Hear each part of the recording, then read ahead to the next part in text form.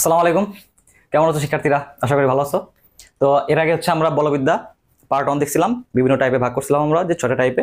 আজকে আমরা বাকি 5টা টাইপে আমরা পুরো অধ্যায় শেষ করে দিব। তো ঠিক আছে, চলো শুরু করি।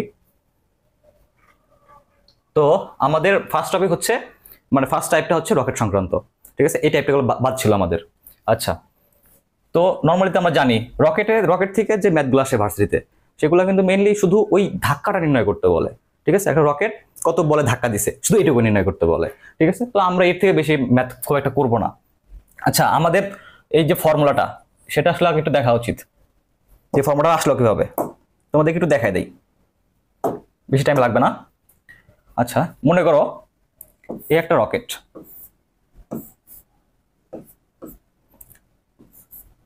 এই রকেটটা ভর হচ্ছে এম।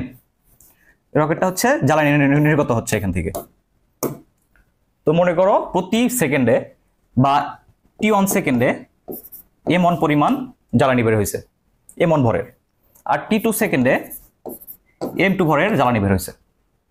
তাহলে তোমার মোট ডেলটিতে, ডেলটি মানে কি, মানে টি2 এবং টি1 এর মাঝখানে যে সময়টা, মানে এত সেকেন্ডে কতটুকু, মানে কতটুকুর পার্থক্য হয়েছে। ধরো 5তম সেকেন্ড বা 10তম সেকেন্ডের মাঝখানে যে যতটুকু আর কি, এততম সেকেন্ডে মানে ভরের পার্থক্য কতটুকু, এটা সমান কি ডেল এম কত হবে m2 মাইনাস m1, মানে এইটাতে আর কি ডেলটির জন্য কতটুকু ভরের পার্থক্য হচ্ছে ডেল এম। ওকে, এখন মনে করো এই ভর, এই যখন জ্বালানি বের হচ্ছিল তখন এটা হচ্ছে নিচের দিকে এফ বলে ধাক্কা দিচ্ছিল। মনে করো রকেটটা যাচ্ছিল, তো এই ডেলটি সময়ে ডেল এম পরিমাণে জ্বালানি বের হয়েছে, আর এফ পরিমাণ বলে ধাক্কা দিয়ে সেটা কি হয়েছে, মানে উপরের দিকে উঠতেছে। তো উপরের দিকে ওঠার সময় এটা ভি আর, মানে ভি রকেটের বেগ ভি আর মনে করো, এই বেগে সে উপরের দিকে যাচ্ছে। আচ্ছা, এখানে রকেটের যে ভরটা এখানটা হচ্ছে ক্যাপিটাল এম। ওকে, এখানে রকেটের ভর কিন্তু কনস্ট্যান্টলি কি হচ্ছে, চেঞ্জ হচ্ছে। কারণ কি, কারণ এখান থেকে অলওয়েজ কি কনস্ট্যান্টলি কি হচ্ছে, জ্বালানি বের হচ্ছে। তো জ্বালানি বের হওয়ার কারণে রকেটের ভর কমছে না। মনে করো 5000 কেজি একটা ভরের যদি একটা রকেট হয়, তাহলে সেখান থেকে যদি মনে করো 5 কেজি পার সেকেন্ড বেগে যদি বের হয়, জ্বালানি বের হয়, তাহলে এটার কি ভর কি আস্তে আস্তে কমতেছে না, মানে প্রত্যেক সেকেন্ডে 5 কেজি করে কমতেছে রকেটের ভরটা। তো এটা কিন্তু কনস্ট্যান্ট না, কিন্তু রকেটের বেগটাকে আমরা কনস্ট্যান্ট ধরে নেই। ঠিক আছে, আর এটা মনে করো এ ত্বরণে উপরের দিকে উঠছে রকেটটা। হ্যাঁ, তুমি আবার বলতে পারো ভাইয়া রকেটের বেগটা আমি কনস্ট্যান্ট ধরে নিলাম, যে এটা কনস্ট্যান্ট, কিন্তু এটার আবার ত্বরণ থাকলো কেমনে? কারণ রকেটের বেগ তো এখানে আপনি বললেন যে কনস্ট্যান্ট ধ্রুবক, তাহলে বেগ যদি ধ্রুবক হয় তাহলে তো কোনো ত্বরণ থাকে না। ত্বরণ দেখো আমরা জানি কি, ত্বরণ এফ ইকুয়াল টু কি এম এ। রকেটের ভর যদি এম ধরো, আর এ হচ্ছে এ ত্বরণে উপরের দিকে যাচ্ছে, তাহলে এইটা আসলো কই থেকে? আমরা যদি ত্বরণ বের করি, এইটা আসলো কিভাবে? রকেটের বেগ তো ভিআর, এখানে তো ভিআর বলেন কনস্ট্যান্ট, বা প্রশ্নে দেওয়া থাকে যে 200 কিলোমিটার পার সেকেন্ড বেগে উপরে উঠছে, ওখানে তো কোনো আদি বেগ শেষ বেগ দেওয়া থাকে না। তাহলে আমি ত্বরণ পাইলাম কিভাবে? দেখো, এ কিন্তু কটা রাশির উপর নির্ভর করে। এ সমান সমান আমরা লিখতে পারি কি এফ বাই এম। সুতরাং এ সমানুপাতিক 1/M। বুঝতে পারছো? ত্বরণ হচ্ছে ভরের ব্যস্তানুপাতিক, সমানুপাতিক জন্য 1/M আর কি, ভরের ব্যস্তানুপাতিক। অর্থাৎ ভর যদি কমে ত্বরণ কি হবে? বাড়বে। ভর যদি কমে ত্বরণ কি হবে? বাড়বে। রকেটের ভর কনস্ট্যান্টলি কমছে না, সবসময় তো কমতেছে। কারণ যে ধরো আমি বলছিলাম যে 5 কেজি পার সেকেন্ড হারে ভরটা কমছে, তাহলে কনস্ট্যান্টলি কি এর ত্বরণ কি বাড়ছে না? ত্বরণ তো আমরা শুধু জানতাম যে দুটো বেগের পার্থক্য ভাগটি বেগের পার্থক্য থাকতে হয়, এখানে বেগের পার্থক্য না থাকলেও ত্বরণ আছে। বুঝতে পারছো? আর এখানে এফ বলটা দেখো, জাস্ট এটা ইমাজিন করো, যদি 5 নিউটন বল বা 50 নিউটন বল, মনে করো 50 নিউটন বল যদি 5 কেজি ভরের একটা বস্তুকে ধাক্কা দাও, আর যদি 50 কেজি ভরের একটা বস্তুকে ধাক্কা দাও, কোনটার ত্বরণ বেশি হবে? অবশ্যই 5 কেজি ভরের বস্তুর উপর সেম বল প্রয়োগ করলে ত্বরণ বেশি হবে। বুঝো নাই? আশা করি বুঝতে পারছো। রকেটের বেগ মানে ভর সবসময় কমছে, যার কারণে কি সবসময় কি ধাক্কাটাও কি হচ্ছে, ধাক্কা তো সেম আছে, মনে করো ধাক্কা তো সেম আছে, কারণ একই হারে কি গ্যাসটা বের হচ্ছে, ধাক্কা সেম আছে কিন্তু ত্বরণটা বাড়ছে ভর কমার কারণে। আশা করি বুঝতে পারছো। আচ্ছা, এখন দেখি আমরা এই ফর্মুলাটা অ্যাকচুয়ালি দেখবো আর কি।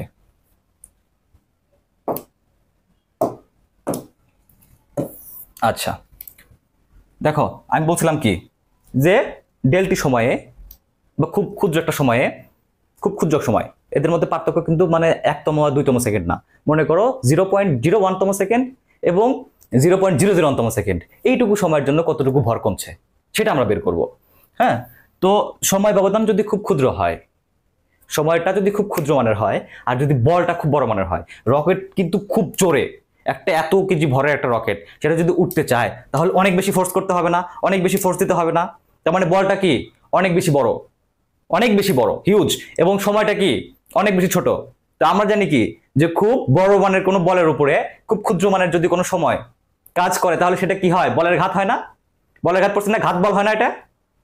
হ্যাঁ, খুব অল্প সময়ের জন্য খুব বড় মানের একটা বল, তাহলে এটা কি ঘাত বল। আর ঘাত বলে কি আছে, বলের ঘাত আছে। আর আমরা জানি কি বলের ঘাত, ঘাত সমান সমান ভরবেগের পরিবর্তন। এটা শিখছিলাম না আমরা নেক্সট ক্লাসে, মানে আগের ক্লাসে দেখছিলাম না আমরা, এটা দেখছিলাম। কিন্তু তোমরা যারা দেখো না তারা আবার ক্লাসটা রিভিউ করবা, সেখানে আমরা বলের ঘাত, ঘাত বল, এখানে অনেক পোলাপান একটু কনফিউজ হয়ে যায়, খুব ইজি ভাবে দেওয়া হয়েছে, ঠিক আছে? আচ্ছা একটু রিভিশন দিয়ে নিবা যদি ভুলে থাকো। আচ্ছা বলের ঘাত মানে কি? বলের ঘাত হচ্ছে বল, যে ঘাত বলটা ওই ঘাত বল এবং ক্রিয়াকালের গুণফল। তো মনে করো এখানে কতটুকু বল ক্রিয়েট হয়েছে, এখানে এফ পরিমাণ বল, সে হচ্ছে রকেটের জ্বালানি নির্গত হওয়ার সময় এফ পরিমাণ বলে সে বের হয়েছে, নাকি ঊর্ধ্বমুখে একটা ধাক্কা দিছে, গুণন। আর টি কত, আমি বলছিলাম কি সময় ব্যবধানটা আমি কি ধরছি, খুবই অল্প, তার মানে এফ ইন্টু ডেল টি। এটা কি হলো, ঘাত বল না? ঘাত বল মানে কি, বলের ঘাত মানে কি আমরা জানি বল এবং ক্রিয়াকালের গুণফল, তো ক্রিয়াকাল এবং বল পাইলাম, তাহলে ঘাত বলের ঘাত। এখন দেখো এটা সমান সমান কি ভরবেগের পরিবর্তন। এখন দেখো আমরা জানি কি এর আগে আমরা করছি যে P equal to M V minus U, নাকি বেগের পরিবর্তন ইন্টু এম, তাহলে কি ভরবেগের পরিবর্তন হয়। এখানে তো বেগটা আপনি বললেন যে ভাইয়া বেগটা হচ্ছে ধ্রুবক, কাইন্ড অফ ধ্রুবক ধরছি আমরা বেগটাকে, তাহলে ভরবেগের পরিবর্তন কিভাবে হবে? খুবই ইজি, কারণ ভরবেগ কয়টা রাশির উপর নির্ভর করে? ভরবেগ নির্ভর করে দুইটা রাশির উপরে, একটা হচ্ছে ভর আর একটা হচ্ছে বেগ। এখানে বেগটাকে আমরা ধ্রুবক ধরছি কিন্তু ভর কিন্তু কনস্ট্যান্টলি চেঞ্জ হচ্ছে, কারণ কি গ্যাসটা কি হচ্ছে বের হয়ে যাচ্ছে। হ্যাঁ, 5,000 কেজি ভরের রকেট এখান থেকে যে 5 কেজি হারে যে মানে প্রতি সেকেন্ড হারে যে গ্যাসটা বের হচ্ছে, তার মানে কি ভরে চেঞ্জ হচ্ছে না? বেগ ধরলাম সেম আছে কিন্তু ভরে কিন্তু চেঞ্জ হচ্ছে। তার মানে ভরে যদি চেঞ্জ হয়, আমরা জানি কি ভর বেগ মানে কি ভর ইন্টু বেগ, ভর ইন্টু বেগ, তার মানে কি হচ্ছে ভর বেগেরও পরিবর্তন হচ্ছে, যেহেতু ভরে চেঞ্জ হচ্ছে এই কারণে ভর বেগেরও পরিবর্তন হচ্ছে।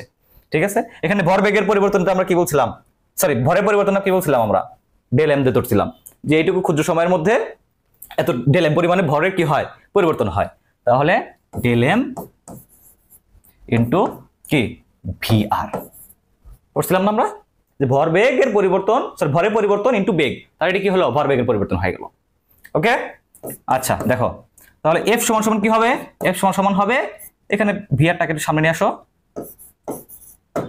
দেখতে সুন্দর লাগে আর কি, ডেল এম ভাগ ডেল টি। আচ্ছা এই যে del M by del T পাইলাম, এটা কি আমরা জানি কোন একটা জিনিসকে সময় দিয়ে ভাগ দিলে কি বের হয়, হার বের হয়। হ্যাঁ, যেমন এস ইকুয়াল টু আমরা পড়ছিলাম কি, আমরা পড়ছি হচ্ছে S equal to V by T, V equal to S by T, V equal to S by T মানে সরণের হারকে বেগ বলে, বা এ ইকুয়াল টু কি পড়ছিলাম, এ ইকুয়াল টু পড়ছি হচ্ছে ভি বাই টি মানে বেগের হারকে কি বলে ত্বরণ বলে। হ্যাঁ, এইখানে তার মানে কি দেখো টি দিয়ে ভাগ দিলে কি হয় আমরা হার পাই, তার মানে এটা কি হয় যে ভরের পরিবর্তনের হার, বুঝতে পারছো? এটা হচ্ছে ভরের পরিবর্তনের হার বা গ্যাস নির্গমনের হার, এটাকে বলা হয় কি গ্যাস নির্গমনের হার, বুঝছো? গ্যাস নির্গমনের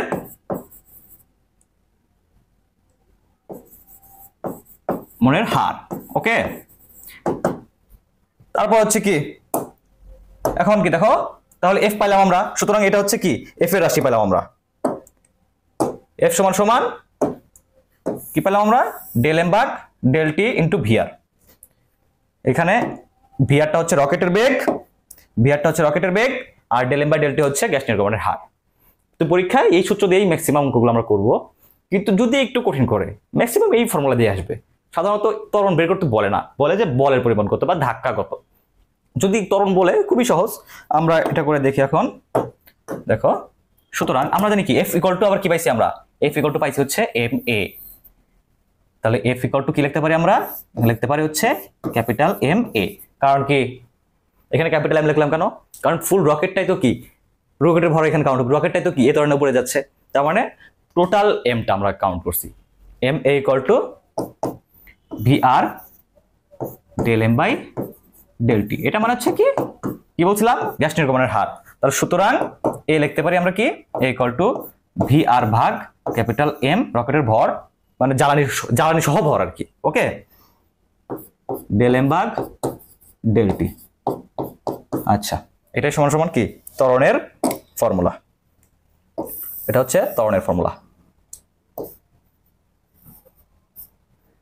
ওকে মনে থাকবে এইটা একটু আস্তে করে একটু মুখস্থ করে ফেলবা কারণ পরীক্ষার হলে আশা করে ভুলবা না কারণ আমি দেখা দিয়েছি সুন্দর করে এর থেকে সহজ ব্যাপার দেখাবে না আমাদের ওই ডিফারেন্সিয়েশন করে ওটা একটু টাফ লাগে ঠিক আছে আমি একদম ইজিভাবে দেখাই দিছি আচ্ছা ঠিক আছে এখন দেখো আমরা ম্যাথগুলো করলে বুঝবো এখান থেকে অত বেশি কঠিন ম্যাথ আসে না দেখি কি টাইপের ম্যাথগুলো আসছে বেশি দেখো এখানে বলছে যে একটি মহাকাশযানের ভর 2 × 10³ কেজি আমরা জানি বল নির্ণয় করতে মহাকাশযানের ভর লাগে না শুধু কি লাগে দেখো বল নির্ণয় করতে শুধু লাগবে আমার হচ্ছে গ্যাস নির্গমনের হার এবং রকেটের বেগ আর কিচ্ছু লাগবে না শুধু রকেটের বেগ থাকলে হবে আর গ্যাস নির্গমনের হার থাকলে হবে জাস্ট এই দুটো জিনিস তার মানে এই দুটো জিনিস থাকলেই শুধু আমার কি হবে আমরা রকেটের কি নির্ণয় করতে পারবো বলো আমরা রকেটের বল নির্ণয় করতে পারবো মানে কত ধাক্কা দিতেছে তো আমার এই রকেটের ভর লাগবে না এটা তোমার শুধু শুধু দিছে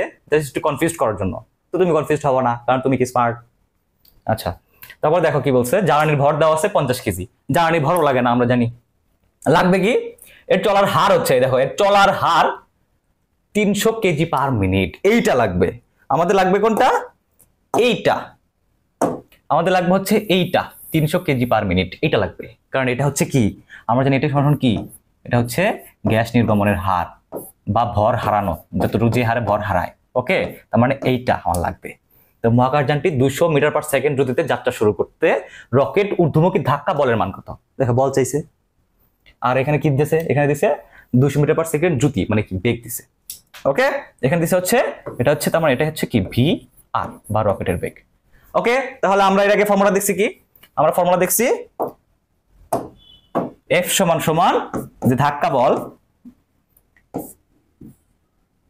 ভি আর ভি অফ রকেটের বল মানে রকেটের বেগ ইনটু ডেল এম ভাগ ডেল টি অনেক ডিএম বাই ডিটিও লেখে সমস্যা নাই ডিএম বাই ডিটি লেখে কেন কারণ হচ্ছে ক্ষুদ্র কারণ খুব ক্ষুদ্র পরিমাণে কি হয় জ্বালানি নির্গত হচ্ছে ক্ষুদ্র সময়ে ক্ষুদ্র পরিমাণ ভরে পরিবর্তন হয় এই কারণে আমরা ডিএম বাই ডিটি লিখি আর কি এটা লিখলে অসুবিধা নেই তো ভি আর এর মান দেওয়া আছে কত 200 আর জ্বালানি নির্গমনের হার দেওয়া আছে কত 300 কেজি পার মিনিট এইখানে দেখো এই যে এখানে একটু দেখো তোমরা কিন্তু সাথে সাথে এটা বসাই দিবা অনেকে যে এখানে দেখো জ্বালানি নির্গমনের হার দেওয়া আছে আর এটা ঠাস করে বসাই দিব দেখতে হবে এখানে কি বলছে দেখো তোমাদের কিন্তু এত ইজি দিবে না একটু খেলে দিবে দেখো 300 কেজি পার মিনিট দিছে আমরা সাধারণত জানি কি সময় একক কি সেকেন্ড না তো কেজি তো এখানে কি ভর কেজি সময় কি সেকেন্ডে থাকতে হবে তার মানে কেজি পার সেকেন্ডে থাকতে হবে কিন্তু এখানে দিছে কি কেজি পার মিনিট তো এটাকে আমরা কি সেকেন্ডে কনভার্ট করে ফেলবো ইজি ডেল এম এর মান কেজি কত 300 কেজি দেওয়া আছে কত 300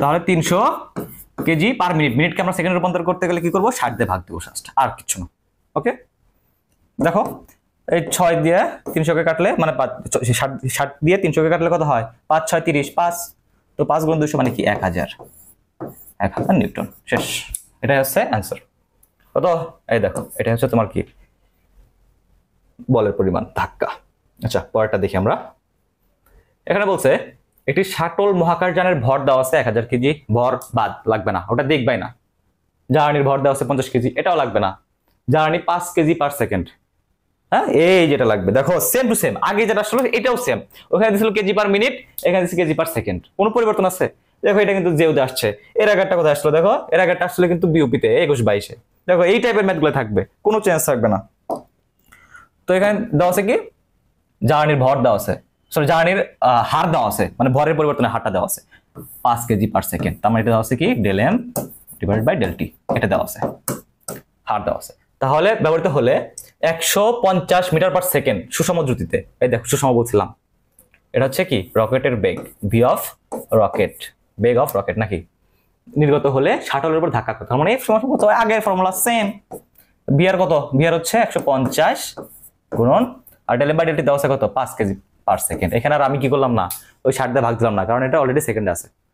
তাহলে 5 গুণ 150 হয় 750 নিউটন, 750 নিউটন। ঠিক আছে, দেখো পরেরটা দেখো, পরেরটা হচ্ছে একটা তত্ত্বের প্রশ্ন, এটা কিন্তু বিইপিতে আসছে। দেখো এটা কি, আধুনিক জেট বিমান কোন সূত্র ব্যবহার করে চালানো হয়, রৈখিক বেগের ভরবেগের নিত্যতা। ঠিক আছে, এটা তোমরা সবাই জানো, পড়ে নিবা। পরেরটা দেখো, পরের টাইপটা হচ্ছে সংঘর্ষ। এটা কিন্তু এটা 7 স্টার বলবো না, এটাকে বলবো আমি 7 গুণে 14 স্টার। এটা আরো দিকে ইম্পর্টেন্ট এটা থেকে, এটা হচ্ছে 14 স্টার। আরো কয়েকটা বাদ আছে, ওটা তোমরা পূরণ করে নিবা। দেখো এখানে আমরা তো জানি যে সংঘর্ষ দুই প্রকার, স্থিতিস্থাপক, অস্থিতিস্থাপক। স্থিতিস্থাপক কি হয়, ভরবেগ এবং গতিশক্তি দুইটাই সংরক্ষিত থাকে, অস্থিতিস্থাপকে শুধু ভরবেগ সংরক্ষিত থাকে। এটা তো তত্ত্বের পরে তোমরা পড়ে নিছো, আরো পড়বা, বুঝতে হবে। তুমি যদি বুঝতে চাও তাহলে পড়তে হবে, আর অ্যাডমিশনে ভালো করতে চাইলে কি হবে, বুঝে বুঝে পড়তে হবে, দুইটাই। ওকে, শুধু পড়লে হবে না, আরো কিন্তু ট্রিকও শিখতে হবে। যাই, এখানে আমরা কিন্তু জানি যে আদি ভরবেগ এবং শেষ ভরবেগ সবসময় কি থাকে, সেম থাকে, কোনো পরিবর্তন হয় না। তাহলে কি দুইটা বস্তু ধাক্কা খায় এবং ধাক্কা খাওয়ার পরে যদি সেম বেগে আগায়, তাহলে আমরা জানি কি, এই যে মিলিত বেগের ক্ষেত্রে m1 u1 plus m2 u2 equal to m1 plus m2 into V. এখানে ভি হচ্ছে কি মিলিত বেগ। ওকে, এই ফর্মুলা ডাইরেক্ট মুখস্থ রাখবা। এখান থেকে কিন্তু সবচেয়ে থেকে এই টপিক থেকে কিন্তু ম্যাথগুলো বেশি আসে, এই যে এটা থেকে কিন্তু বেশি আসে। এটা হচ্ছে একদম ঠাসা মুখস্থ করবা, ঠাসা মুখস্থ, বুঝে বুঝে মুখস্থ বুঝবা, আবার এটা হচ্ছে ঠাসা মুখস্থ। ওকে, আচ্ছা এখানে বলছে কি, এটা হচ্ছে একমাত্রিক স্থিতিস্থাপক সংঘর্ষের শেষ বেগ। ওই যে যদি তোমার ভরবেগ এবং গতিশক্তি উভয় যদি তোমার কি হয়, সংরক্ষিত হয়, তাহলে এই ফর্মুলা দিয়ে আমরা দ্বিতীয় বস্তুর বেগ, শেষ বেগ এবং প্রথম বস্তুর শেষ বেগ বের করতে পারি ডাইরেক্ট। এটা আমি ধরে নিব তোমরা পড়ছো। ওকে, এই টপিকটা, এটা থেকে খুব একটা ম্যাথ আসে না, আসে সবচেয়ে থেকে বেশি এইটা, এটা আর হচ্ছে মানে এটা থেকে বেশি আসে। ওকে, আর এখানে স্পেশাল কিছু কেস আছে এই যে এমসিকিউর জন্য, আমি তোমাদের দেখাই দেই। তাও মনে করো যে 3টা কেস আছে এখানে, আমি 3টা কেস দেখা দিব তোমাদের। ওকে, ফার্স্ট কেসটা হচ্ছে এরকম, ধরো এখানে একটা m1 ভরের বস্তু আছে, m1 আর এটা হচ্ছে m2। ঠিক আছে, তো m1 বস্তুটা হচ্ছে u1 আদি বেগ নিয়ে যাচ্ছে, m2 বস্তুটা u2 আদি বেগ নিয়ে m1 কে ধাক্কা দিবে, আর u1 এর মান হচ্ছে 0। প্রথম বস্তুটা স্থির আছে, তো দ্বিতীয় একটা বস্তু এটাকে ধাক্কা দিবে। যদি এই m1 আর m2 যদি সমান হয়, m1 ইকুয়াল টু m2 হয়, দুইটার ভর যদি সেম হয়, আমরা ছোটবেলায় মার্বেল খেলছি না, দুটো সেম ভরের মার্বেল যদি আমি ঠাস করে অনেক সময় মারি, অনেক সময় দেখছি এরকম যে মারার সাথে সাথে কি হয়ে যায়, যদি সেম ভরের হয় ওইটা যাই স্থির হয়ে যায়, আর একটা ওইটার বেগ পায়া দ্রুত চলে যায়, সেম বেগে, যে বেগে মারছি আমি ওই বেগ ওইটা স্থির হয়ে যায়, আর একটা ওইটা হচ্ছে ওইটার বেগটা নিয়ে চলে যায়, মানে ওইটা সরে যায় এখান থেকে, ধাপ করে উড়ে যায়। ঠিক আছে, এখানে কিন্তু ওই রকমই হবে। দেখো দুইটার ভর কিন্তু সেম এবং একটা বস্তু স্থির, এটা যদি u2 বেগে এখানে ধাক্কা দেয়, তাহলে এই বস্তুটা এটা এইদিকে আগায় যাবে, এটা আগায় যাবে কত বেগে, v1 সমান সমান হবে u2। এটা যে আদি বেগে আসছিল এটা সেই বেগ নিয়ে আগায় যাবে। আর এই যে বস্তুটা, এইটা দেখো, এটা হচ্ছে অভাগা, এ কি করবে, বেগ নিয়ে আসছে কিন্তু এ কি করবে, এখানে স্থির হয়ে যাবে, স্থির হয়ে যাবে। তার মানে v2 হয়ে যাবে ওর পরবর্তী এখানে v2 হয়ে যাবে তোমার 0। বুঝতে পারছো, v2 তখন শূন্য হবে, মানে একটা আরেকটার দেখো বেগটাকে কি করে ফেলবে, ও ওর বেগ নিবে, ওর বেগ নিবে, হ্যাঁ, এক্সচেঞ্জ করে ফেলবে। ওকে, আর কেস 2তে যেটা আছে সেটা হচ্ছে 2 নাম্বার কেস, যদি m1 এর মান যদি m2 থেকে অনেক বেশি বড় হয়। বুঝতে পারছো, যদি ধরো m1 যে স্থির বস্তু, হ্যাঁ, u1 সমান সমান 0, যদি এটা থেকে এটা অনেক বেশি বড় হয় আর m2 যদি ক্ষুদ্র হয়, মনে করো এটা হচ্ছে m2, এটা হচ্ছে m2 এবং এটার বেগ হচ্ছে u2।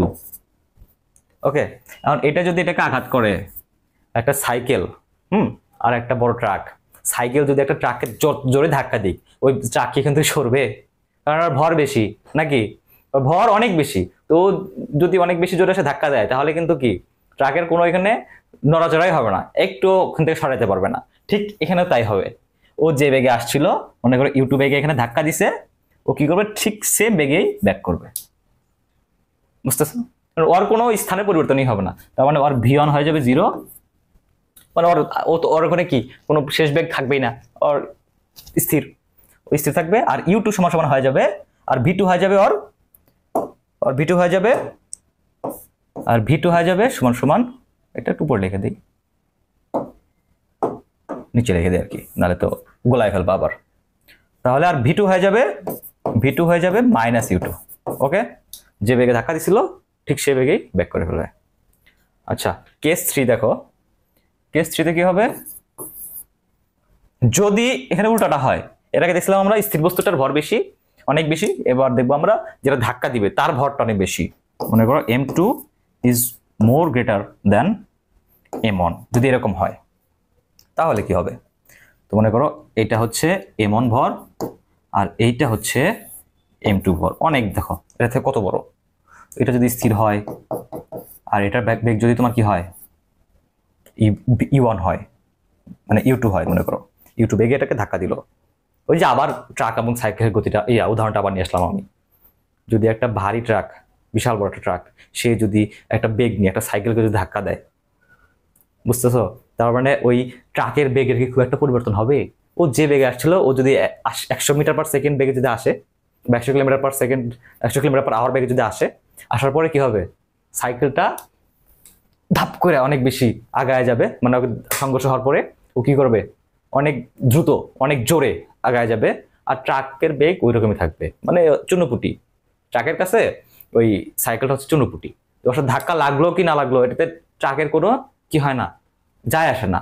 তার মানে ট্রাকের বা এই বড় বস্তুটার, ভারী বস্তুটার v2, ভারী বস্তুটার ক্ষেত্রে v2 হয়ে যাবে সেম, মানে ও যে বেগে আসছিল সেই বেগে থেকে যাবে, কিন্তু v1 হয়ে যাবে। v1 বলতে প্রথম যেটা পাতলা ছিল বা সাইকেল বা হালকা, তার বেগটা হবে এই ট্রাকটা যে বেগে ওকে ধাক্কা দিছে বা ভারী বস্তুটা যে বেগে ধাক্কা দিছে ওরে, সেটার দ্বিগুণ বেগে, ওইটার দ্বিগুণ বেগে ও সামনের দিকে চলে যাবে। তো আমার v1 হবে মাইনাস, সামনের দিকে যত পজিটিভ, v1 হবে মাইনাস, আবার আসছিলাম 2 ইন্টু u2। বুঝতে পারছো? এই u2 বস্তুটা, m2 বস্তুটা যে বেগে আসছিল তার দ্বিগুণ বেগে ও হচ্ছে সামনের দিকে আগে যাবে। ঠিক আছে, কেসগুলো বুঝছো? এগুলো এমসিকিউতে আসে অনেক, এই জন্য তোমাদের দেখাই দিলাম। আচ্ছা, নেক্সট কোশ্চেনটা দেখো, এই টাইপের অঙ্কগুলো করবো, যে আমি যেটা বললাম যে মিলিত বেগের ম্যাথগুলা আর ভরবেগ, আদি ভরবেগ এবং শেষ বেগ, এই টাইপ অঙ্কগুলো বেশি আসে। তো দেখো এখানে বলছে 4 মেট্রিক টন বালু বোঝাই ট্রাক 19 মিটার পার সেকেন্ড বেগে, এখানে পার সেকেন্ড বেগে ধাবমান ট্রাক, হ্যাঁ, থেকে 50 কেজি ভরের 4টি বালুর বস্তা পড়ে গেল, ট্রাকের বেগের পরিবর্তন কত? মনে করো একটা ট্রাক যেতেছে, এইটা ট্রাক, এই ট্রাক খুব সুন্দর, দেখছো না কত সুন্দর একটা ট্রাক। এই ট্রাকটার ভর হচ্ছে 4 মেট্রিক টন, মানে 4 মেট্রিক টন মানে কি 4000 কেজি। এর ভর দেওয়া আছে কত, দেখো 4 মেট্রিক টন, 1 টন সমান 1000 কেজি, 4 মেট্রিক টন কত হবে, 4000 কেজি। তো 4000 কেজি ভরের একটা ট্রাক। তো এর মধ্যে অনেকগুলা বালুর বস্তা ছিল, এই দেখো এটা হচ্ছে বালির বস্তা, এখানে আরো অনেক বেশি বালুর বস্তা আছে, অনেকগুলা, দেখো। তো এইখান থেকে এটা সামনের দিকে আগাচ্ছিল, এর মাঝখানে 4টা বালুর বস্তা পড়ে গেছে, এখানে 4টা বালুর বস্তা রয়ে গেছে মনে করো, তার মানে বালির বস্তার সংখ্যা কি হয়েছে, কমে গেছে ভিতরে নাকি। তো কটা বালি বস্তা পড়ছে, 4টা বালি বস্তা। শুরুতে ভর কত ছিল, 4000 কেজি। তারপরে ও কত মিটার পার সেকেন্ড বেগে ধাবমান, 19 মিটার পার সেকেন্ড বেগে ধাবমান। আর প্রত্যেকটা বস্তার ভর কত দেওয়া আছে, কত 50 কেজি। তার মানে এখানে একটা বস্তার ভর হচ্ছে 50 কেজি করে হলে 4টা বস্তার ভর কত হবো, 4 × 5 = 20, মানে কি এখানে টোটাল 200 কেজি সে কি হয়েছে তার মানে ভিতর ট্রাকের ভিতর থেকে 200 কেজি কি হয়েছে বাইরে পড়ে গেছে। তার মানে ওর ভর যদি আগে কত ছিল, আগে ছিল 4000, এখন 200 কেজি এখান থেকে কি হয়েছে পড়ে গেছে, তাহলে ওর কত থাকবে আর এখন বর্তমান ভর হবে কত? আর বর্তমান ভর হবে তোমার 3800 কেজি নাকি?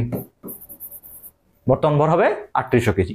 তো ট্রাকে শুরুতে ভর বেশি ছিল, এখন এই ভর হারাইছে। তা আমরা জানি কি আদি ভরবেগ এবং শেষ ভরবেগ ঠিক রাখতে হবে নাকি? আদি ভরবেগ এবং শেষ ভরবেগ সমান থাকতে হবে নাকি? ভরবেগ ইকুয়াল টু শেষ ভরবেগ হতে হবে,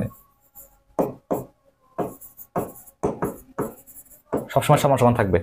ন্যাচারালি ভাবে দেখো, জাস্ট কমন সেন্স দিয়ে, যে একটা ভারী মানে একটা ট্রাক যদি ফুললি লোডেড থাকে, তো সেখান থেকে যদি তুমি কিছু পরিমাণে বস্তা বা সিমেন্টের বালির বস্তা এগুলো যদি সরাই ফেলো, তাহলে কি একটু পাতলা হয়ে যাবে না? আর ও কি একটু ওর বেগ অটোমেটিক্যালি বেড়ে যাবে না ন্যাচারালি? তার মানে ওর আদি ভরবেগ এবং শেষ বেগ সেম থাকবে। ওর ভরের পরিবর্তন হয়েছে, তার মানে কি ওর ভর হচ্ছে আগে বেশি ছিল এখন কম হয়েছে, আর বেগ যেহেতু আগে কম ছিল তাহলে এখন কি হবে বেড়ে যাবে। তার মানে এখানে বলছে তাহলে V2 equal too hot.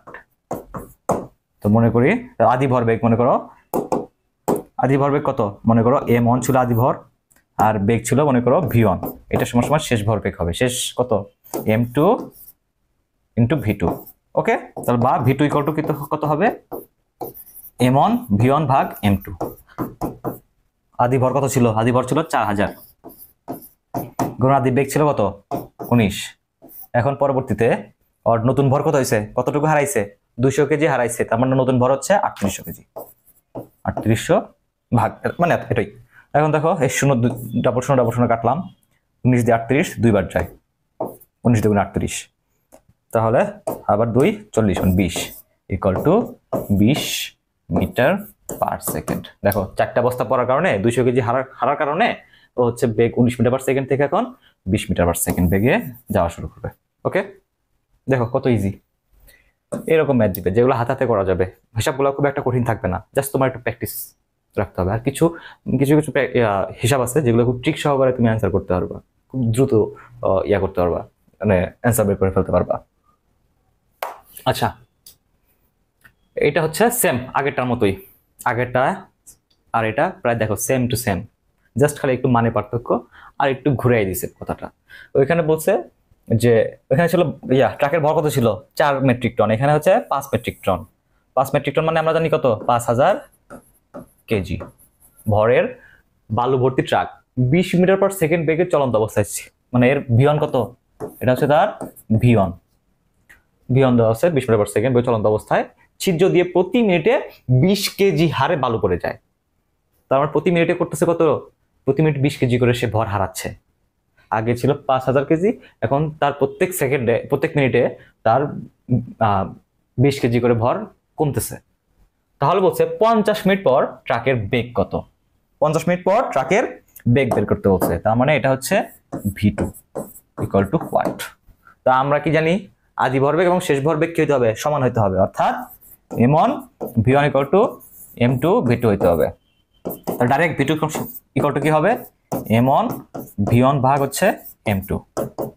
m1 এর মান কত আমরা জানি 5000 কেজি, 5000 গুণন v1 কত, আদি বেগ ছিল কত 20 মিটার পার সেকেন্ড, আর m2 দেখো m2 আমরা বের করবো কিভাবে, দেখো প্রতি মিনিটে কতটুকু ভর হারাইছে 20 কেজি, তাহলে 50 মিনিটে কতটুকু হারাবে, 50 মিনিটে হারাবে 50 গুণন 20 মানে 1000 কেজি, প্রায় 1000 কেজি কি বালুর মানে বালি ওর ট্রাক থেকে পড়ে গেছে। তার মানে ভরের পরিবর্তন হয়েছে কতটুকু, আগে ছিল কত 5000 কেজি, তোমরা কিন্তু এখানে আবার 1000 বসাই দিও না, 1000 সে হারায় ফেলছে, তার বর্তমানে ভর কত, বর্তমানে ভর কত হবে বলতো, বর্তমানে ভর হবে 4000, 5000 মেট্রিক 5 মেট্রিক টন ছিল না মানে 5000 কেজি, সেখান থেকে আরো 1000 কেজি কি হবে কমে যাবে, তার মানে টোটাল থাকবে হচ্ছে 4000 কেজি।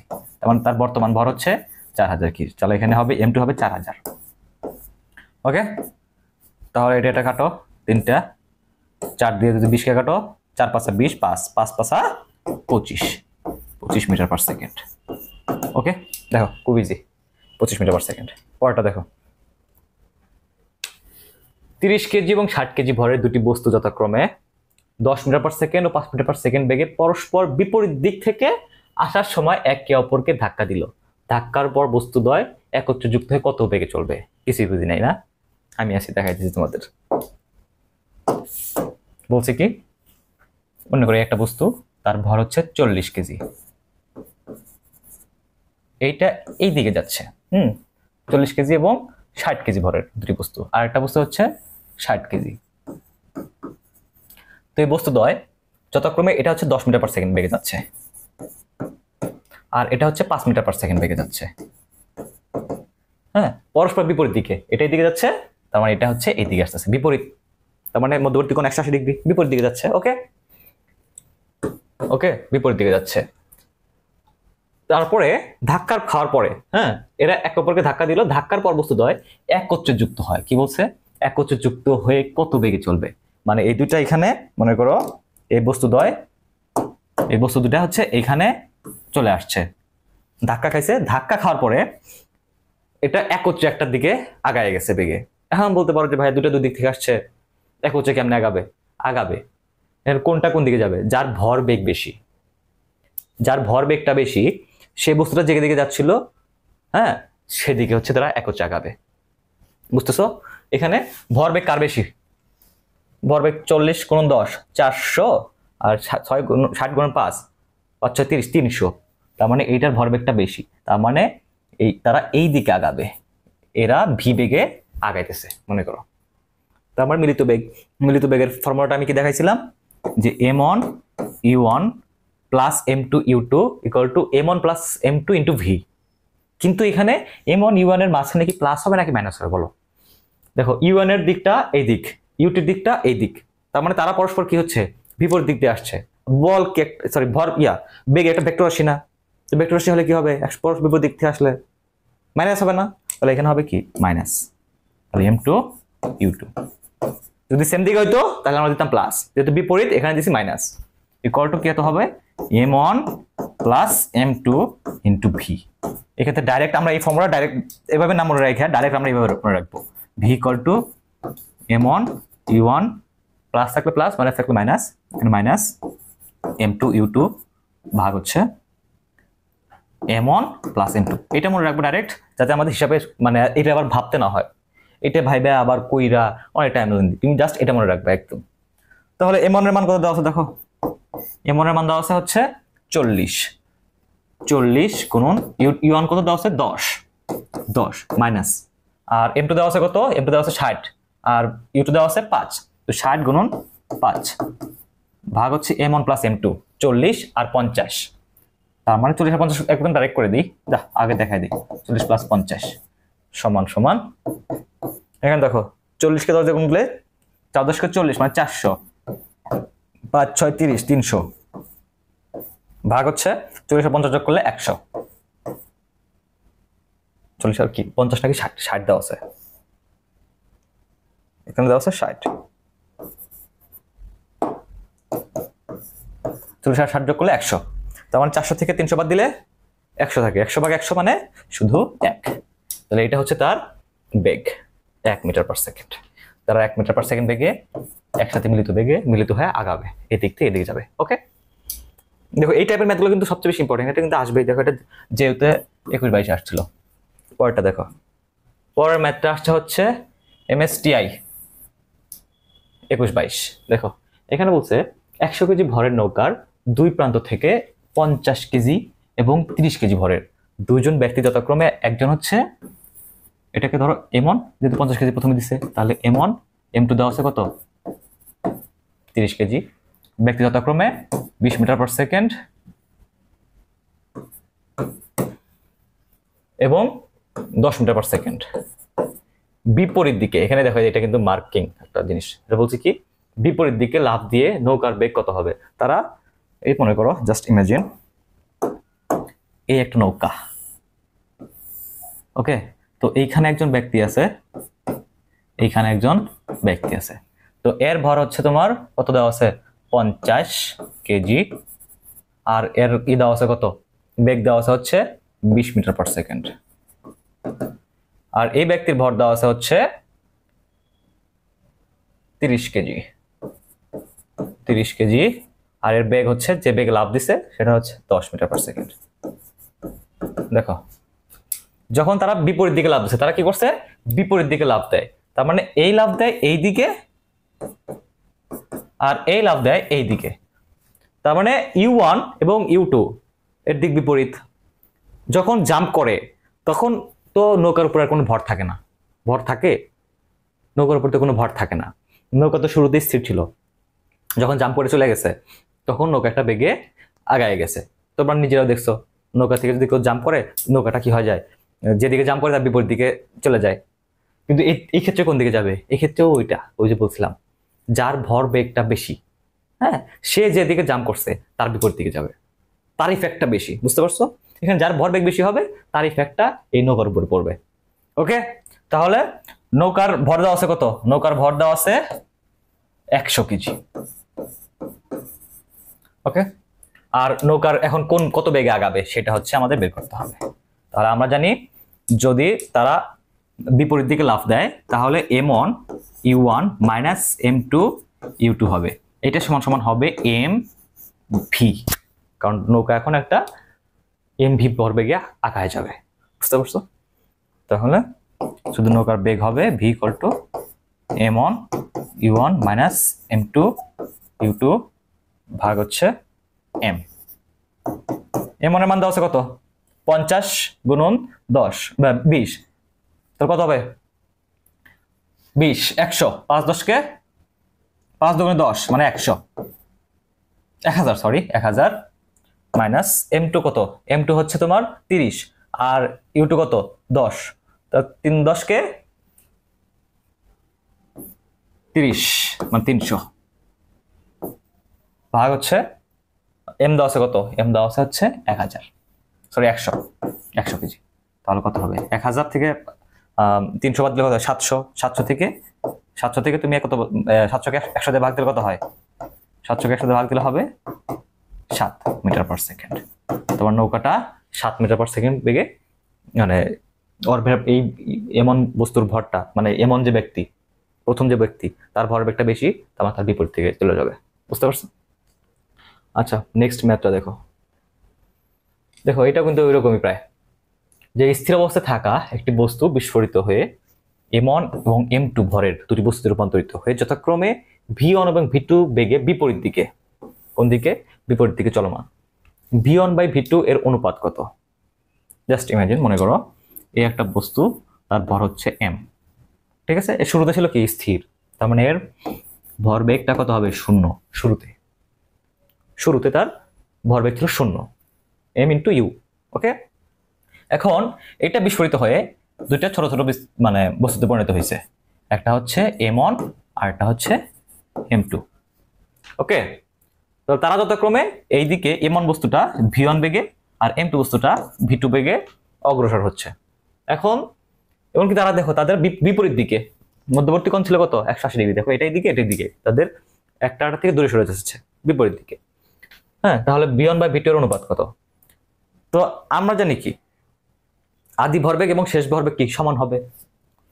আবার লিখবো এটা, আদি ভরবেগ ইকুয়াল টু শেষ ভরবেগ। ওকে, আদি ভরবেগ কত বলো? আদি ভরবেগ, আদি ভর কত? m, আদি ভর ক্যাপিটাল M লেখো এখানে। আচ্ছা, লিখছি m ইন্টু ইউ এর মান 0 ইকুয়াল টু শেষ ভরবেগ কত হবে বলো? M1 V1 minus M2 V2। Minus দিলাম কেন? কারণ এরা পরস্পর বিপরীত দিকে যাচ্ছে। বুঝতে পারছো? তাহলে বা এটা তো 0 হয়ে যাবে, m ইন্টু 0 মানে কি? 0 0 equal to M1 V1 minus M2 V2, বা M1 V1 equal to M2 V2।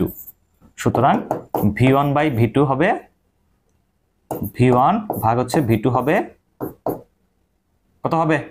M2 by M1। ওকে, এটাই অ্যান্সার, এটাই হচ্ছে অ্যান্সার।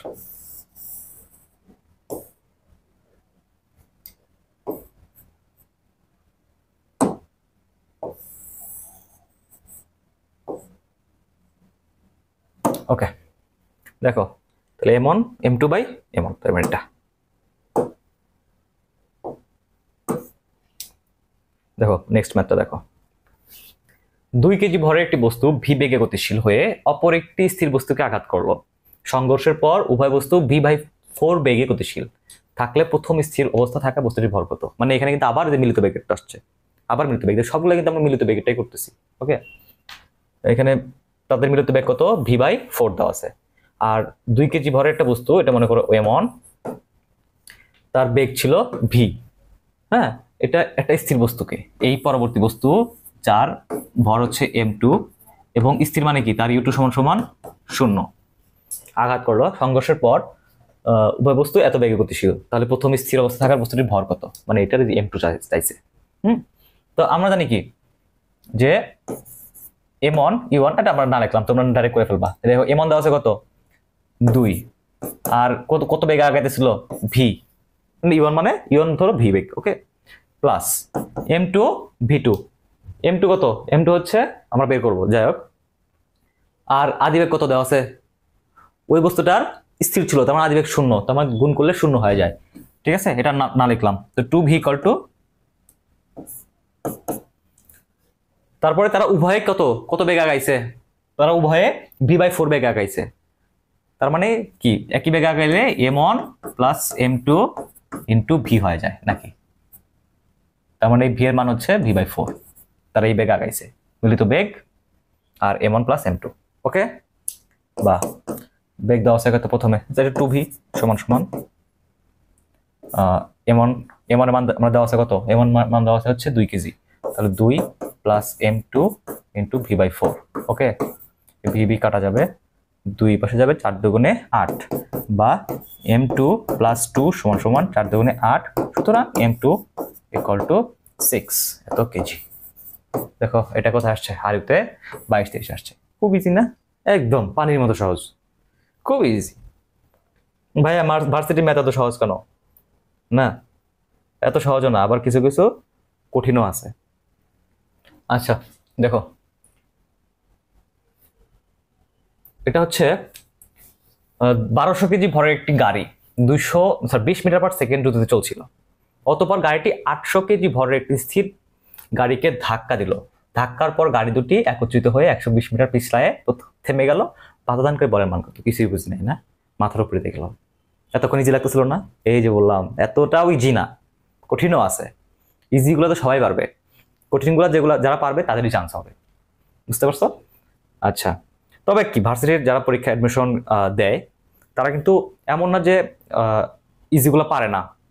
ঠিক আছে, ইজিগুলো কিন্তু মোটামুটি সবাই পারে, কিন্তু তারপরেও ওই যে কম সময়ের জন্য মানে মধ্যে বেশি দাগাইতে হয়, অনেক বেশি কম্পিটিশন, অনেক বেশি প্রেশার, যার কারণে পারা সত্ত্বেও, আমাদের ক্যাপাবিলিটি থাকা সত্ত্বেও আমরা অনেকে চান্স পাই না।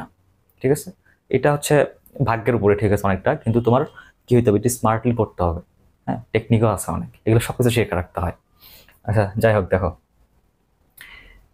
এখানে দিছে কি, দেখো প্রথম বস্তুর ভর হচ্ছে 1200 কেজি, এটার e1 দেওয়া আছে, m1 দেওয়া আছে, e1 দেওয়া আছে, এত বেগে চলছিল। অতঃপর গাড়িটি 800 কেজি ভরের, হ্যাঁ, এটার m2 হচ্ছে 800 কেজি এবং এটা স্থির অবস্থায় ছিল, তার মানে u2ও দেওয়া আছে, সবই দেওয়া আছে। ধাক্কা খাওয়ার পরে একত্রিত হয়ে 120 মিটার পৌঁছেছে, মানে একত্রিত হয়েছে যেহেতু, তার মানে আমার কি হয়েছে যে মিলিত ভরবেগের যে ফর্মুলাটা, ওটা কিন্তু মাথায় চলে আসবে আমাদের। তারা 120 মিটার পিছলায় থেমে গেল, তার মানে 120 একত্রিত হওয়ার পরে যে বেগে গেছে, হ্যাঁ, ওই বেগে যাওয়ার পর আস্তে আস্তে ঘর্ষণের কারণে থেমে গেছে। তো বলছে বাধাদানকারী বলের মান কত?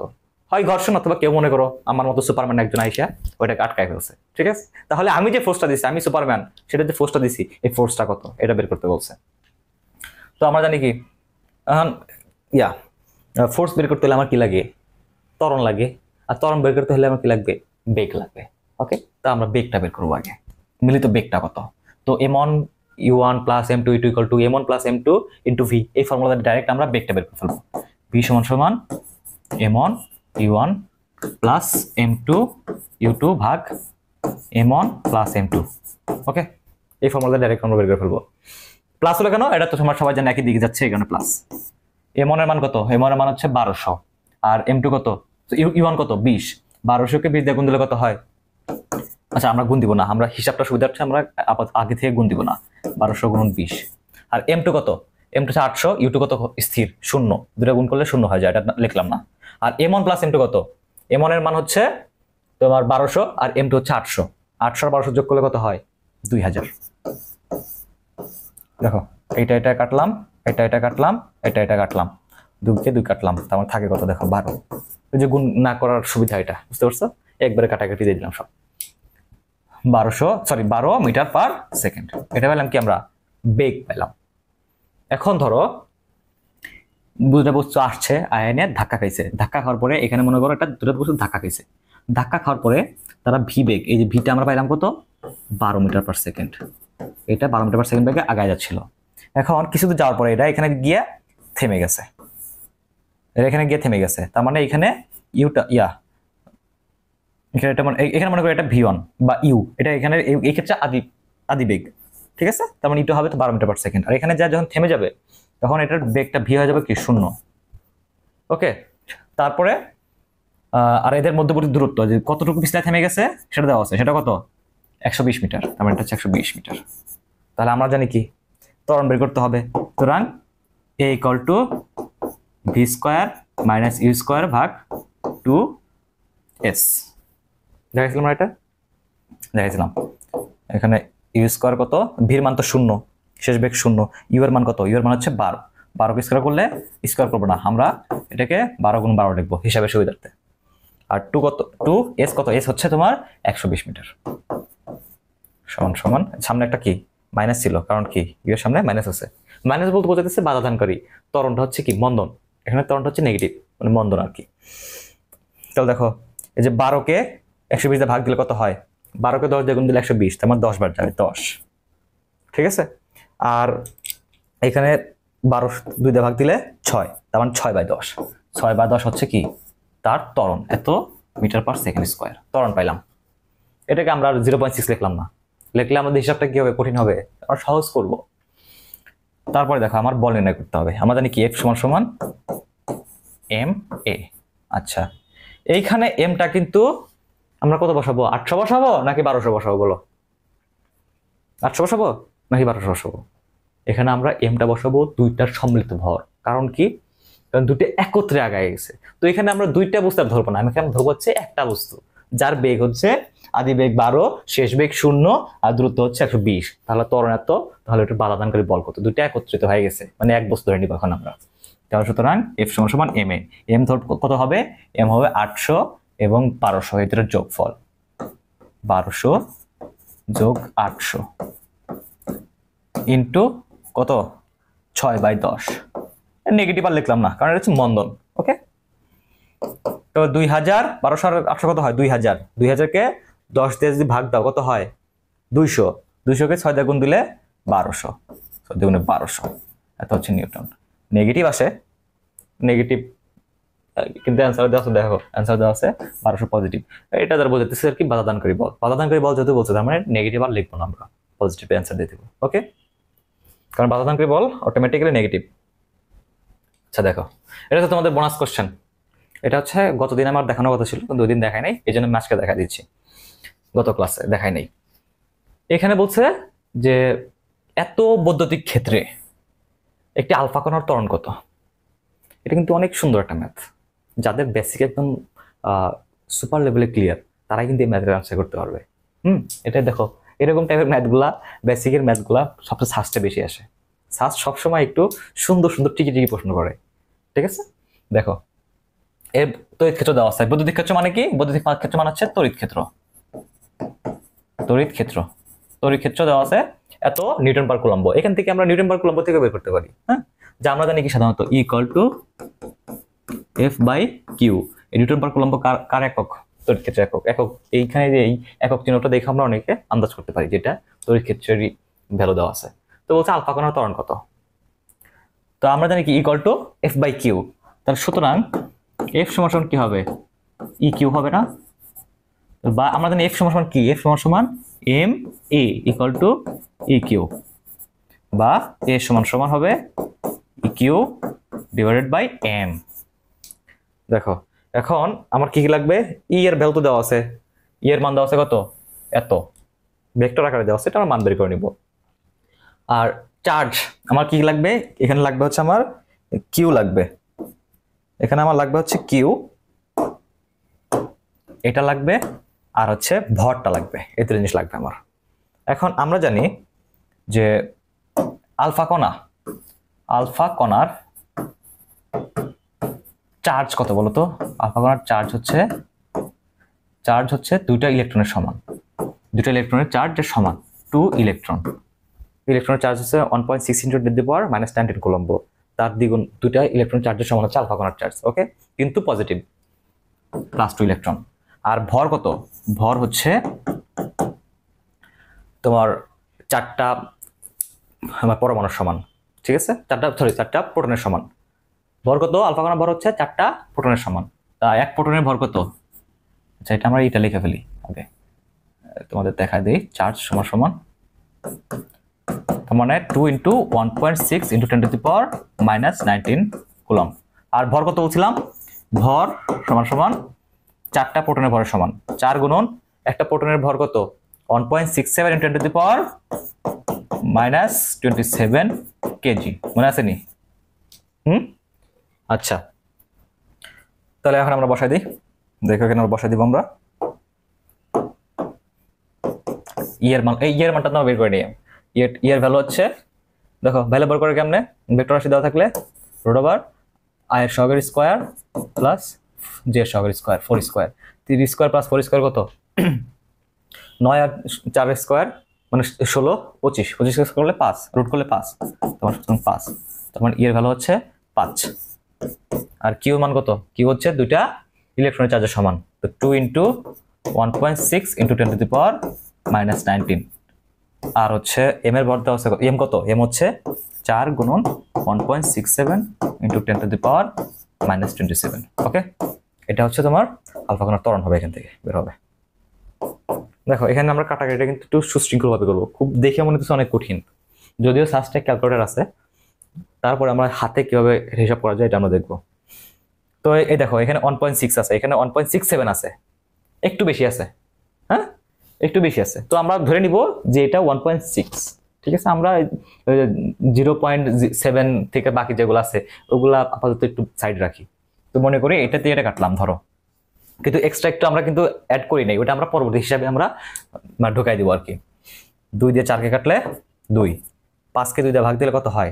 2.5 বা এরকম সামথিং, কিন্তু আমার নিচে তো আর একটু বেশি ছিল, তার মানে নিচে যদি বেশি হয় তাহলে কি হয়? সংখ্যার মানটা কমে আসে না?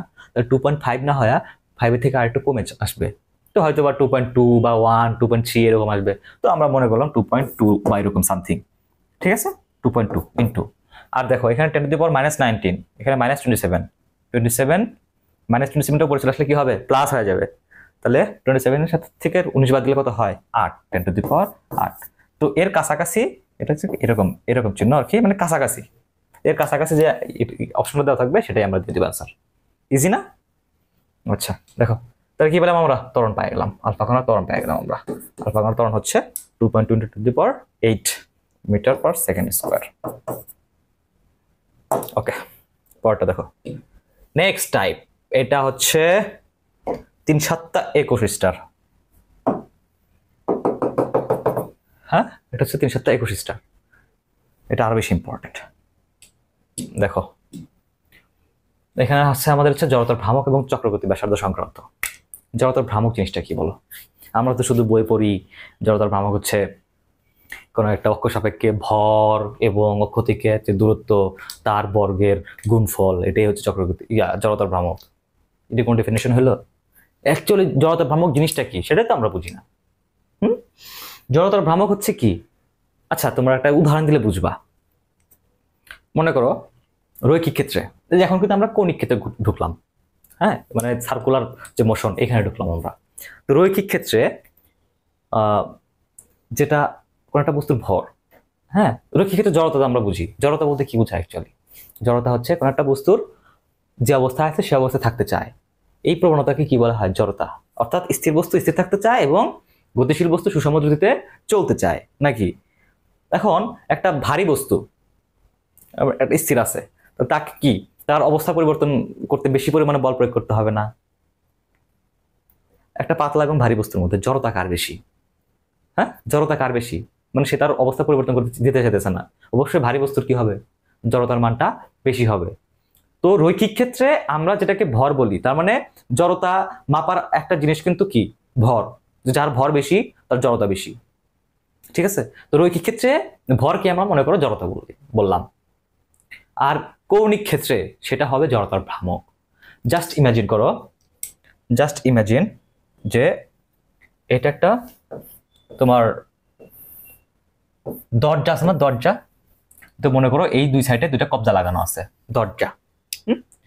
তো দরজার তুমি এইখানে যদি বল প্রয়োগ করো, এইখানে যদি বল প্রয়োগ করো, আর এইখানে যদি বল প্রয়োগ করো, মানে একটা বস্তুর ভর যত বেশি হবে, এই বরাবর যদি অক্ষ, এই কবজাটাই হচ্ছে মনে করো অক্ষ, এই বরাবর অক্ষ দিছো একটা। ওকে, এখন তুমি যদি মানে এটাকে অবস্থার পরিবর্তন করতে চাও, মানে ঘুরাইতে চাও, বা মানে দরজাটা ঘুরতেছে তুমি থামা দিতে চাইছো, হ্যাঁ, এটা কিন্তু তোমার কিসের উপর নির্ভর, এইটা যে এই অবস্থার পরিবর্তন তুমি করতে চাচ্ছ, এটা হচ্ছে দরজার ক্ষেত্রে জড়তার ভ্রামক, ভর এবং ব্যাসার্ধের বর্গের গুণফল। বুঝতেছো? ব্যাসার্ধ বলতে মানে ব্যাসার্ধ না, মানে অক্ষ থেকে দূরত্বের। ওকে, তো এটা মনে করো অক্ষ গেছে, তো এটার বস্তুটার এখানে মনে করো ভর একটু বেশি, তারপর হচ্ছে এখানে মনে করো একটু ভর একটু কম, হ্যাঁ, এটা মনে হতে পারে। তো তো মনে করো এভারেজ একটা ভর, সম্পূর্ণটা ভর হচ্ছে ক্যাপিটাল এম, আর এদের মধ্যবর্তী এই অক্ষ থেকে এখানে লাগানো আছে হচ্ছে হাতল, এই হাতল দিয়ে তুমি এটা খুলতেছো আর লাগাইতেছো। ঠিক আছে, তো আমরা ন্যাচারালি জানি কি, যে অক্ষ থেকে যদি কোনো একটা, যেখানে আমরা বল প্রয়োগ করব সেটার দূরত্বটা বেশি হয়, তাহলে কি হবে, তার জড়তার ভ্রামকটা বাড়বে। আর জড়তার ভ্রামক যদি বাড়ে তাহলে তাকে কি মানে ঘুরাইতে অথবা তারপর বল বেশি প্রয়োগ করতে হবে আমার। ওকে, তাহলে এটা হচ্ছে এল।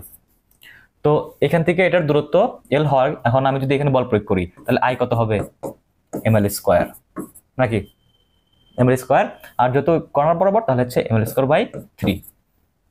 আচ্ছা, এটা আমার পরে দেখাইতেছি। তো আই সমানুপাতিক equal to M L square. Okay, মানে যত তুমি এই অক্ষ থেকে দূরে যাবা, যত বেশি দূরে দূরে যা তুমি বল প্রয়োগ করবা, সেটা জড়তার ভ্রামক তত বেশি হবে। এই এলটা হচ্ছে অক্ষ, তোমার যেখানে বল প্রয়োগ করতেছো সেটার হচ্ছে দূরত্ব আর কি, যাই হোক এভারেজ। তো তো ন্যাচারালি তোমার এখানে তোমার আমার কম বল প্রয়োগ করতে হয়, এখানে বেশি বল প্রয়োগ করতে হয়। এখানে ফোর্সটা অল্প দিলেই, এফ বল যদি তুমি এইখানে দাও, এখানে যদি তুমি এফ বলটা দাও, তাহলে ওটা কিন্তু মানে ঘোরানো খুব কষ্ট। ঠিক আছে, তার মানে এল এর মানটা কমে আসতেছে, তখন আমার কি হওয়া উচিত ছিল, আয়ের মানটা কমে আসবে। এল এর মান যদি কমে আসে, আয়ের মানটাও কমে আসবে, তাহলে জড়তার ভ্রামক কমে আসবে, তাহলে বেশি পরিমাণে ওই ঘোরার কথা না। আবার এখানে তোমার কি কবজাটা এটা থেকে দূরে, অনেক বেশি দূরে, মানে এল এর মানটা আমি বাড়াই দিছি, তাহলে জড়তার ভ্রামকটা কি হয়ে যাবে, বেড়ে যাবে ন্যাচারালি, কিন্তু বাড়ে না।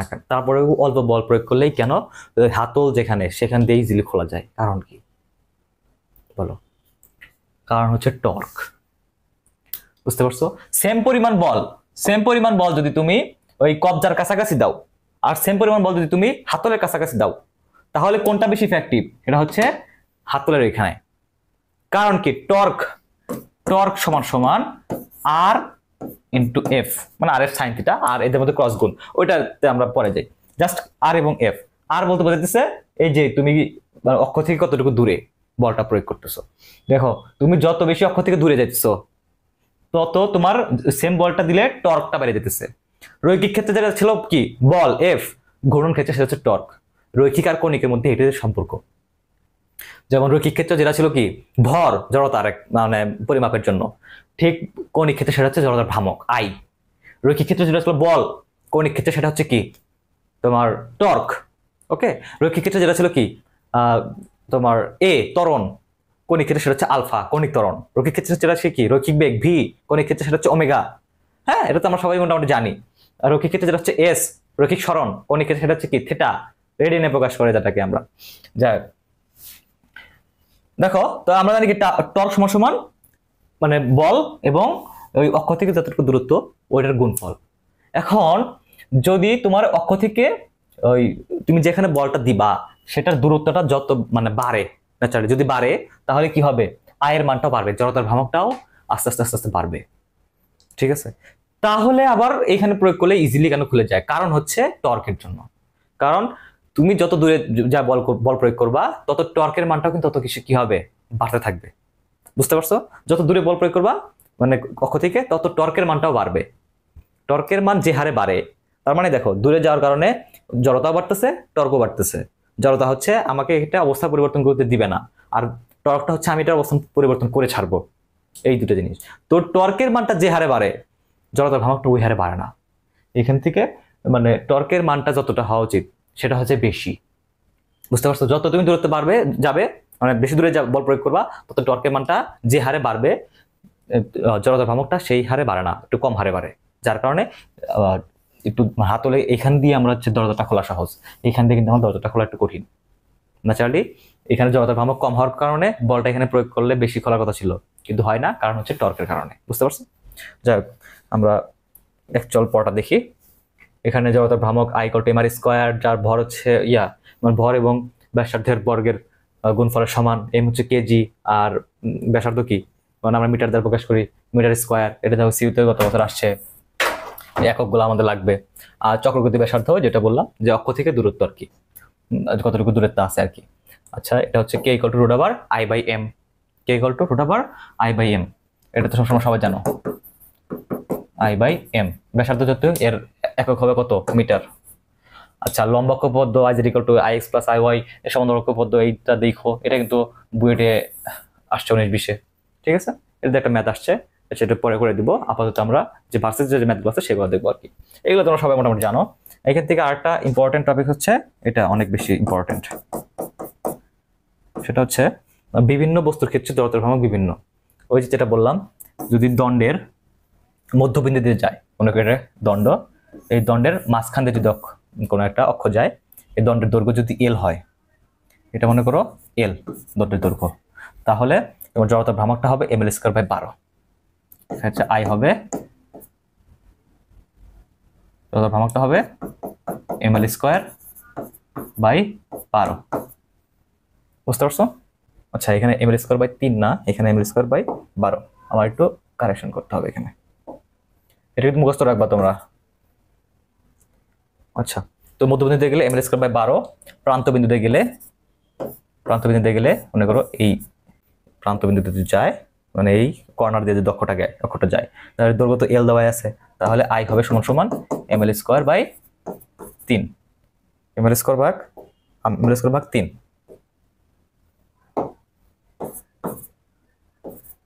আচ্ছা, তারপরে যদি তোমার পাতলা চাকতি থাকে, তাহলে এম আর স্কয়ার ভাগ 2। আর যদি নিরেট সিলিন্ডার তো চিনো, যেটা হচ্ছে মনে করো একটা সিলিন্ডার, যদি সিলিন্ডারটা নিরেট হয় মানে কি সম্পূর্ণটাই মানে কোনো ফাঁকা নাই, তাহলে এই বরাবর যদি কোনো অক্ষ দাও তুমি, এই বরাবর অক্ষ দাও, এদের মধ্যে এই ব্যাসটা হচ্ছে মনে করো আর, তাহলে এদের জড়তা ভ্রামক আই সমান সমান কত হবে, এম আর স্কয়ার ভাগ 2, এম আর স্কয়ার বাই 2। আর যদি তোমার ফাঁপা হয়, মনে করো এটাই ভিতরে ফাঁপা, তাহলে সেই ক্ষেত্রে ফাঁপার ক্ষেত্রে দেখা দেয় তোমাদের, ফাঁপার ক্ষেত্রে আই সমান সমান এম আর স্কয়ার। ওকে।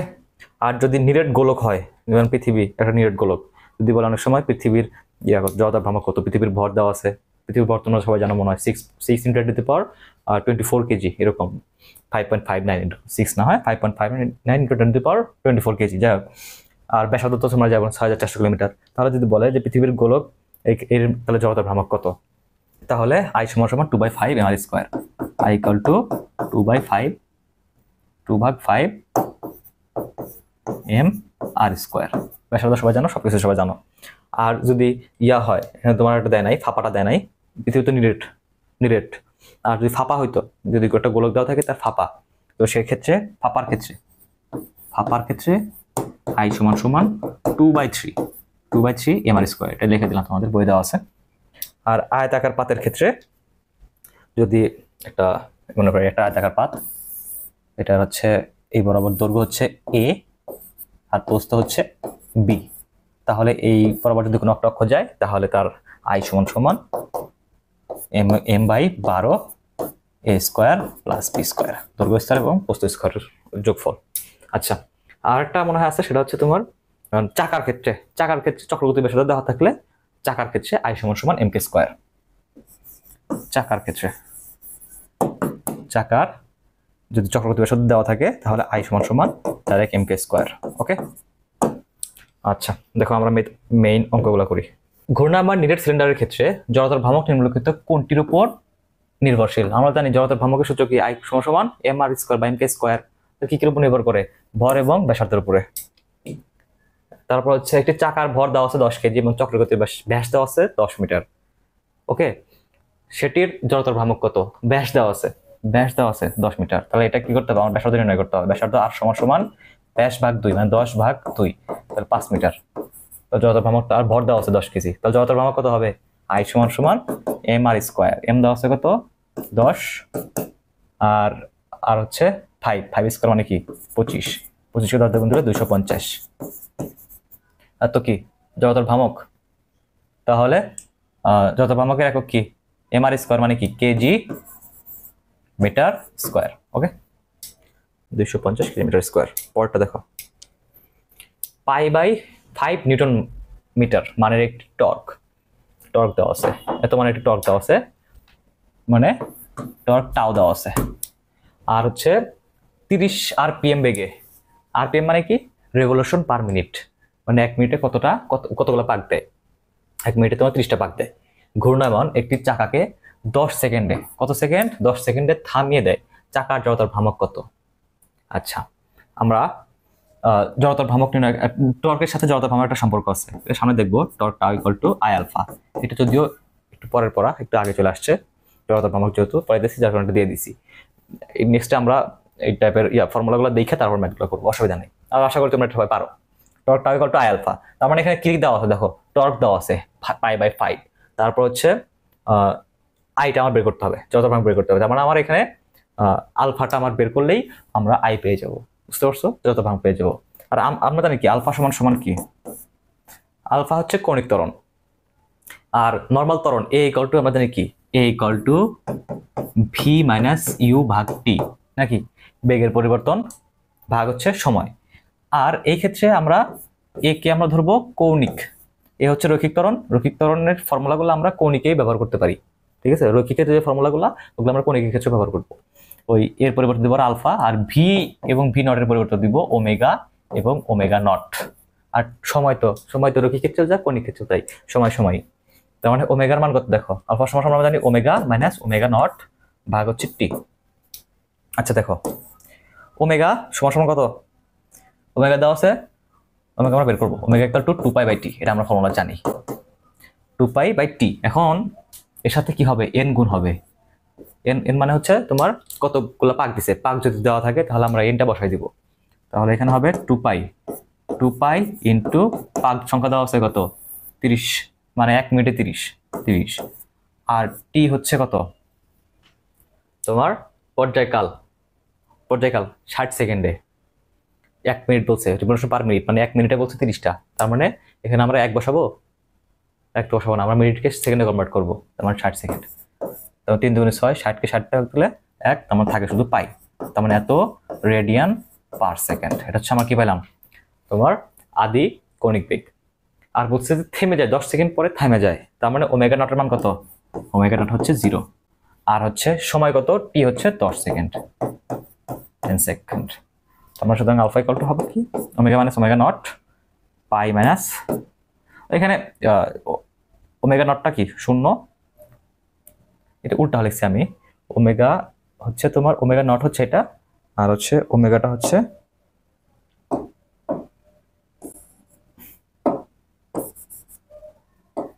এটা, ঠিক আছে? তো আলফার মানটা ঋণাত্মক আসবে। ওকে, আমরা ঋণাত্মক বাদ দিলাম, আমরা জাস্ট উপর মানে এটা তোমার তো 0, তার মানে অটোমেটিক্যালি নেগেটিভ না লিখলাম আমরা, ঠিক আছে? কারণ নন্দন বোঝাবে এটা আর কি। π/, আমরা ওমেগা পাইছি হচ্ছে পাই, ওমেগা নট পাইছি পাই, আর হচ্ছে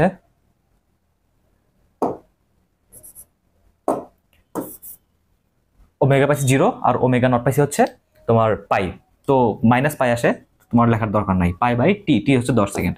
তার মানে এটা হচ্ছে কি ত্বরণ পেলাম, আলফা রেডিয়ান পার সেকেন্ড, মানে π/10 রেডিয়ান পার সেকেন্ড স্কোয়ার। ওকে, তো সুতরাং আমরা জানি কি টাও সমান সমান আই আলফা। তো আমরা আই সমান লিখতে পারি কি টর্ক বাই ত্বরণ, কৌণিক ত্বরণ। টর্ক কত দেওয়া আছে π/5 ভাগ আলফা কত π/10। তো উল্টে যাবে, উপরে যাবে 10, নিচে আসবে পাই, কাটাকাটি গেলে আর হচ্ছে 2, পাই কাটা 2। তার মানে এটা হচ্ছে তোমার কি এত কেজি বর্গমিটার। ওকে 2, তার মানে 2, आंसर হচ্ছে 2 জড়তার ভ্রামক। ওকে, আশা করি বুঝতে পারছো। নেক্সটে আমরা এটা আপনি ম্যাথগুলো করবো আরো সামনে। দেখো একটি ফাঁপা সিলিন্ডারের ভর দেওয়া আছে m এবং ব্যাসার্ধ r, জ্যামিতিক অক্ষ সাপেক্ষে জড়তার ভ্রামক কত? ফাঁপা সিলিন্ডারের ক্ষেত্রে কত? ফাঁকা সিলিন্ডারের ক্ষেত্রে হচ্ছে mr²। তারপরটা হচ্ছে কোন অক্ষ সাপেক্ষে একটি বস্তুর জড়তার ভ্রামক 256 কেজি বর্গমিটার, উক্ত অক্ষ সাপেক্ষে বস্তুর চক্রগতির ব্যাসার্ধ কত? এখানে জড়তার ভ্রামক দিছে, তারপর হচ্ছে চক্রগতির ব্যাসার্ধ বের করতে বলছে, আর বস্তুটার ওজন দেওয়া আছে। আমরা জানি কি আই সমান সমান mk² নাকি? তার মানে এখানে দেওয়া আছে আই দেওয়া আছে, এমটা দেওয়া নাই, আমার কেটা বের করতে বলছে, কিন্তু এমটা আমরা বের করে নিব, কারণ এখানে পরবর্তীতে কি দেওয়া আছে বস্তুর ওজন দিছে। আমরা জানি ডাব্লিউ ইকুয়াল টু কি mg, তার মানে এখান থেকে আমরা এমটা বের করে নিব w/g। ডাব্লিউ কত 39.2 ভাগ হচ্ছে 9.8। আমি তোমাদের বলছিলাম না 9.8 কে 2 দিয়ে গুণ, 3 দিয়ে গুণ, 4 দিয়ে গুণ, 5 দিয়ে গুণ কত আসে সেগুলো একটু মুখস্থ রাখতে। এখানে দেখো এখানে কিন্তু ওই টাইপটা চলে আসছে। আমরা 9.8 কে যদি 4 দিয়ে গুণ দিই তাহলে 39.2 আসে। তার মানে এটা কাটা গেলে আলটিমেটলি 4 হবে। ওকে, তার মানে ভরকে পেয়ে গেলাম আমরা কত 4 কেজি। এখন তাহলে আমরা বের করে ফেলি। সুতরাং আমরা জানি কি আই সমান সমান mk²। তাহলে সুতরাং k সমান সমান হবে √i ভাগ m। আই এর মান কত? আই এর মান দেওয়া হচ্ছে 256। 256 ভাগ 4, 56 কে 256 কে 4 দিয়ে ভাগ দিলে হয় 64, √64 = 8² মানে কি 8।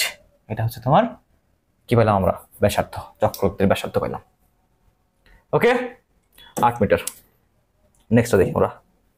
এখানে বলছে 5 কেজি ভরের একটি চাকার চক্রগতির ব্যাসার্ধ দেওয়া আছে, মানে কে দেওয়া আছে 20 সেন্টিমিটার, এর উপর 0.4 নিউটন মিটার মানে টর্ক প্রযুক্ত হলে কৌণিক ত্বরণ কত? কৌণিক ত্বরণ কত? টর্ক টাও দেওয়া আছে, আর হচ্ছে কৌণিক ত্বরণ আলফা সমান সমান হোয়াট? আমরা জানি কি, আমরা জানি টর্ক সমান সমান জড়তার ভ্রামক ইনটু কৌণিক বেগ, কৌণিক ত্বরণ। তো আমার এখানে কি বলছে কৌণিক ত্বরণ বের করতে বলছে। আই এর মানটা আর টর্কের মান কত 0.4 সমান সমান আই সমান সমান জানি কি আমরা mk²। এখানে m দেওয়া আছে কত 5, m 5, k কত? কে দেওয়া আছে ব্যাসার্ধ 20 সেন্টিমিটার। এটাকে আমরা কি করব মিটারে কনভার্ট করতে হবে। তো সেন্টিমিটারকে মিটারে কনভার্ট করতে হলে 100 দিয়ে ভাগ দিতে হয়, আর ইনটু আলফা। আচ্ছা দেখো এটার উপর স্কয়ার। ওকে 0.4 মানে কি আমরা জানি 4/10 লিখতে পারি। এখানে 5 গুণন 20 কে 100 দিয়ে ভাগ দিলে কত হয় বলতো 1/4 নাকি 1/4 না 0.25 লিখতে পারি। আমরা কি করব 1/4 আকারে লিখবো, সরি 1/5, ঠিক আছে 5 ভাগের 1 ভাগ, তাহলে 1/5। তো এখানে অ্যান্সার আসবে 1/5। 1/5 কে যদি আমরা স্কয়ার করি ইনটু আলফা। দেখো আমরা কিন্তু এটা এত বড় করার দরকার নাই, আমরা জাস্ট তোমাদের দেখানোর জন্য এই 5² অনেক স্কয়ার করলে তো 1 স্কয়ার যদি 5 কে করো 5², 5 স্কয়ার উপর আসছে গুণ কত 5, কাটাকাটি যাবে থাকবে শুধু 5, ঠিক আছে। তো 4/10 = 1/5 ইনটু আলফা। দেখো এই 5 আর 10 কাটা যাবে কত 2, আর 4 আর 2 কাটা গেলে তোমার 2। তো সুতরাং alpha = 2 radian per second square. Okay দেখো 2 রেডিয়ান পার সেকেন্ড স্কয়ার। দেখো হাতে হাতে হিসাব করে ফেললাম, খুবই ইজি। এই টাইপের হিসাবগুলো আসবে, খুব কঠিন হিসাব দিবে না। তোমরা অনেকে ভয় পাও যে ক্যালকুলেটর ছাড়া কেমনে করবো ভাইয়া, ফিজিক্সের ম্যাথগুলো তো খুব কঠিন, এই এমন এমন ভ্যালুগুলো দিবে, মানগুলো দিবে যেগুলো দ্বারা তুমি ইজিলি হাতে হাতে সব হিসাব করে ফেলতে পারবা। আর যদি কিছু কিছু যেগুলো আছে কঠিন ওগুলো আমি দেখাই দিব কিভাবে ইজিলি করে ফেলবা, ঠিক আছে। রাকিব ভাইয়া তো আছে। দেখো কত গ্রাম ভরের একটি বস্তু 2 সেন্টিমিটার ব্যাসার্ধ বিশিষ্ট বৃত্তাকার পথে ঘূর্ণায়মান থাকলে সেটির জড়তার ভ্রামক 2 গ্রাম বর্গ সেন্টিমিটার হবে। দেখো এখানে দেওয়া আছে কি, এখানে ব্যাসার্ধ দেওয়া আছে, হ্যাঁ, আর হচ্ছে জড়তার ভ্রামক দেওয়া আছে আই, আর ব্যাসার্ধ দেওয়া আছে। এটা কিন্তু সাস্টে, দেখো এটা কিন্তু যেমন তোমার ভার্সিটিতে কিন্তু আসে না, এটা কিন্তু সাস্টে আসছে। ওকে দেখো সাস্টে আসছে, এটা সাস্টের প্রশ্নগুলো আমার খুব সুন্দর লাগে। এখানে কি দেওয়া আছে, ব্যাসার্ধ দেওয়া আছে আর। ওকে, আমার কি বের করতে হবে, এম ইকুয়াল টু হোয়াট, আমরা জানি কি আই সমান সমান এম কে স্কোয়ার বা M R square, M R square. তাহলে ইয়ার কত, এম সমান সমান কত, এম সমান সমান আই বাই আই স্কোয়ার। এর থেকে ইজি ম্যাথ কি আর হয়। আয়ের মান দেওয়া আছে কত, আয়ের মান দেওয়া আছে 2 গ্রাম বর্গমিটার সেন্টিমিটার, তো 2। আর বস্তু ব্যাসার্ধ দেওয়া আছে কত, 2 স্কোয়ার মানে 4, 2 সেন্টিমিটার, 2 কে স্কোয়ার করলে কত হয় 4, ইকুয়াল টু 1/2। এখানে তাহলে আমি গ্রাম আছে, সেন্টিমিটার আছে, এগুলো কেজি বা মিটার কনভার্ট করলাম না কেন, এটা হচ্ছে তার অনুপাত। আর অ্যান্সারটাও দেখো গ্রামে আছে, 1/2 মানে 0.5। বুঝতে পারছো, অ্যান্সারটাও গ্রামেই আছে, সেজন্য আমরা এটাকে চেঞ্জ করে নিই। দেখো পরবর্তী ম্যাথটা দেখো। এখানে বলছে একটি চাকার ভর দেওয়া আছে 5 কেজি এবং চক্রগতি ব্যাসার্ধ 25 সেন্টিমিটার হলে তার জড়তার ভ্রামক কত। আর কি করবো বলো, দেখো এটা কতবার আসছে, আর ইউতে আসছে, যে উতে আসছে, 18, 19, 20 আসছে। চক্রগতি ব্যাসার্ধ দেওয়া আছে 25 সেন্টিমিটার, তার মানে এটাকে আমরা আর আই এর মান বের করবো আর কি, জড়তার ভ্রামক চাইছে। Easy, I equal to M K square. M এর মান দেওয়া আছে কত, 5। হিসাবটা দেখাই দিচ্ছি তোমাদের, আমি এখানে শুধু হিসাব দেখানোর জন্য ম্যাথটা করে দিয়েছি, এটা তোমরা পারবা।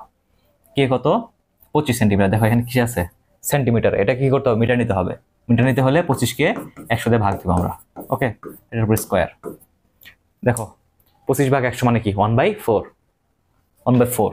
তো 5 ইন্টু 1/4, 1/4 কে স্কোয়ার করলে কি হবে 1/16। 25 আর 100 টাকা দিয়ে গেলে 1/4, নিচে থেকে 4 কে স্কোয়ার করলে 16, তাহলে 5/16 করবো এখন আমরা। এটা ধরো একটু হাতে করতে আমাদের একটু সময় লাগবে, কারণ এটা যেহেতু কাটাকাটি চাইতেছে না, আমরা জাস্ট প্রথম একটা মান বের করলেই বা 2টা মান বের করে আমরা ওটা অ্যান্সার দিয়ে দিব। দেখো 16, এটা 5 দিয়ে ভাগ দিব, দূরে দেখি 16, 5 কে যদি ভাগ দিই আমরা, 16 5-এর মধ্যে যায় না, এর জন্য পড়বো একটা দশমিক। ওকে, এখন আমরা বসলাম হচ্ছে 0, 3 × 48, 3 বার 48, 5 হচ্ছে 2।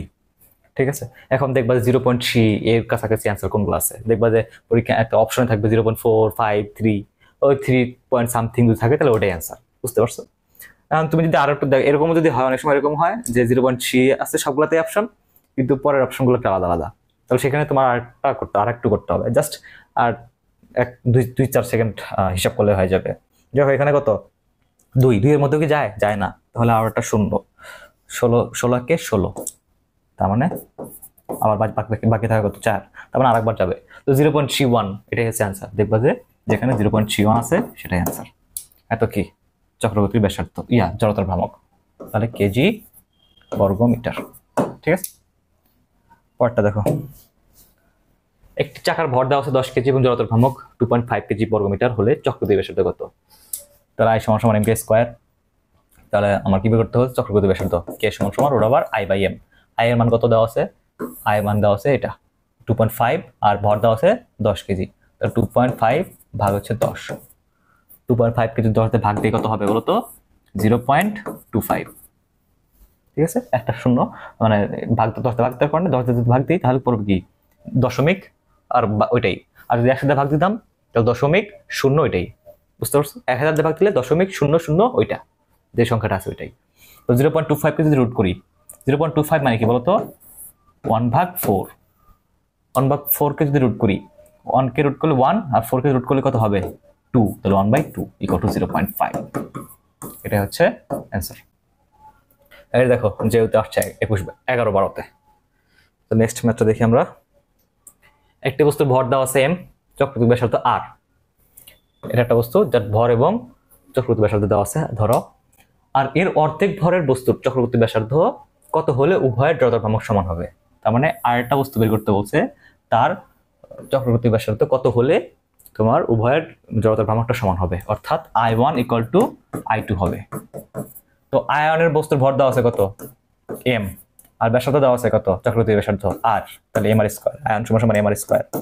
I2 বস্তুর দেওয়া আছে কত, আইটি বস্তু বলতে মানে দ্বিতীয় বস্তুর আর কি, তার এম দেওয়া আছে কত, তার এম হচ্ছে এই প্রথম বস্তুর অর্ধেক, তার প্রথম বস্তুর অর্ধেক, তার মানে m/2।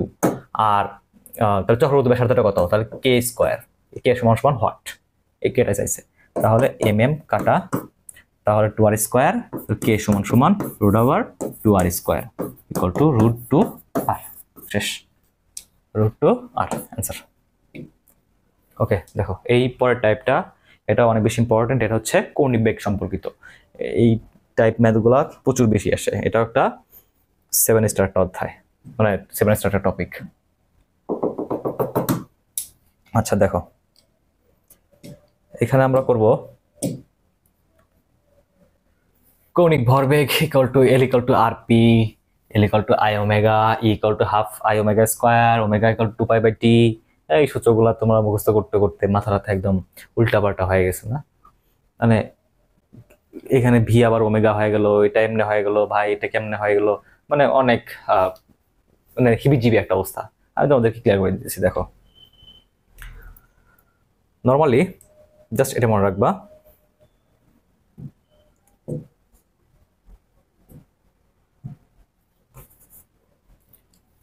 রৈখিক এবং কণিকের মধ্যে সম্পর্কগুলো দেখো, রৈখিক এবং কণিকের মধ্যে সম্পর্কগুলো। ওকে, রৈখিক ক্ষেত্রে যেটাকে আমরা বলি দূরত্ব বা সরণ এস, সেটা কণিক ক্ষেত্রে আমরা বলবো কৌণিক সরণ থিটা।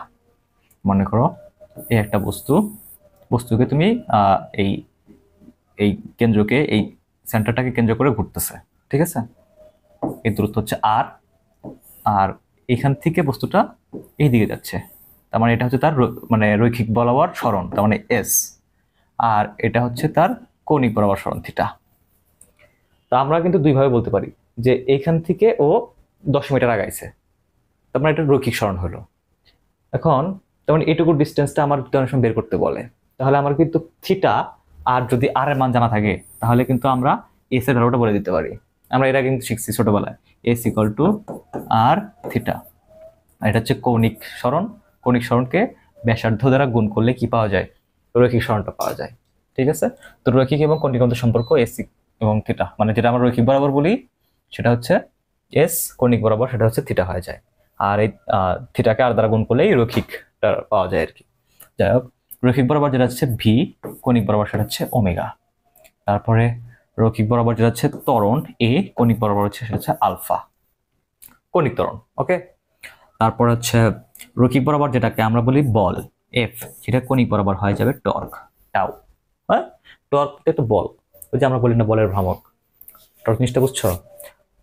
কৌণিক বরাবর ক্ষেত্রে মনে করো এটা একটা কৌণিক বরাবর, ওই যে মাঝে যা বললাম যে দরজার এইখানে বল প্রয়োগ করলে দরজাটা কিন্তু কম ঘুরে, সেম পরিমাণ বল জায়গা বুঝে বেশি ইফেক্ট ফেলে।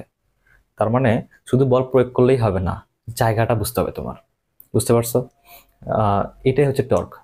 নর্মালি রৈখিক বরাবর আমি যে বলটা দিব সেই বলটাই কাজে দিবে। একটা 5 কেজি ভরের বস্তুর উপরে যে বলটা দিব সেই বলটাই কাজে দিবে। কিন্তু তারপরে যে অ্যাঙ্গেল লাগে, কোণ লাগে, যেই কোণে মারলে 0 ডিগ্রি কোণে মারলে বেশি পরিমাণে কাজ পাওয়া যায়।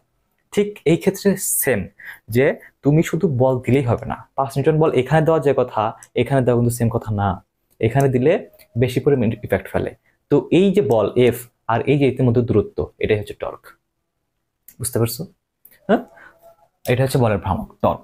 আর এই যে এটা যে ঘুরতে চাইতেছে না, এই দরজাটা ঘুরতে চায় না বা বস্তুটা ঘুরতেছিল আমি থামতে চাইতেছে না, এই যে একটা অবস্থা, এটাই হচ্ছে তার কি জড়তার ভ্রামক। এটা হচ্ছে ভরের সাথে তুলনা করা যায়। তাহলে আই রৈখিক ক্ষেত্রে যেটা আমরা কি ভর বলি যাকে, যেটা হচ্ছে ভর, সেটা কৌণিক ক্ষেত্রে যাওয়া হয় জড়তার ভ্রামক আর কি। আচ্ছা, তো এইগুলা যদি জানলাম তাহলে আমরা এর সাথে সম্পর্কগুলো দেখবো।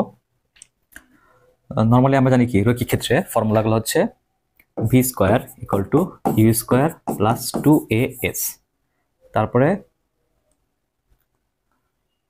S equal to U plus V by 2 into T, তারপরে S equal to UT plus half A T square, আর A equal to V minus U ভাগ টি।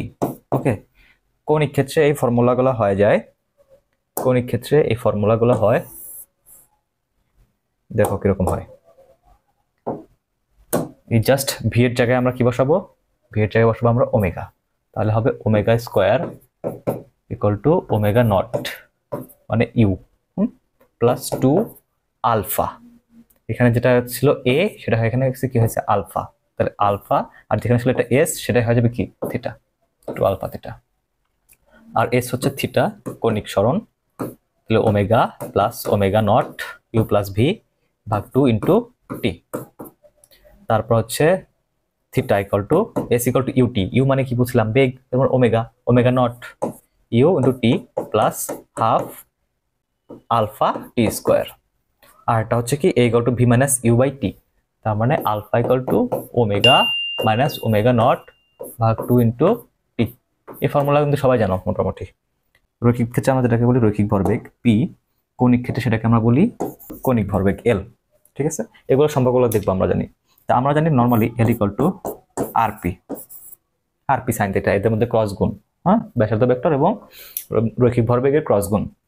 তো ওটা লিখলাম না RP, R P equal to জানি কি, পি মানে রৈখিক ভরবেগ মানে ভর ইন্টু বেগ। আর আমরা জানি কি এইখানে যে আমি তোমাদের সম্পর্কটা দেখাই দিচ্ছি সম্পর্কটা হচ্ছে যে তুমি যদি কৌণিক ইয়াকে মানে কৌণিক সরণটাকে তুমি যদি তার ব্যাসার্ধ দ্বারা গুণ দাও তাহলে পাবা হচ্ছে রৈখিক সরণ। আর তুমি যদি কৌণিক বেগটাকে ওমেগাকে তার ব্যাসার্ধ দ্বারা গুণ করো তাহলে ওমেগা আর, এটা হচ্ছে তুমি পাবা হচ্ছে রৈখিক বেগ। ঠিক তেমন তুমি যদি কৌণিক ত্বরণ যেটা আলফা, এটাকে যদি তুমি আর দ্বারা গুণ দাও তাহলে পাবা হচ্ছে রৈখিক ত্বরণ। বুঝতে পারছো?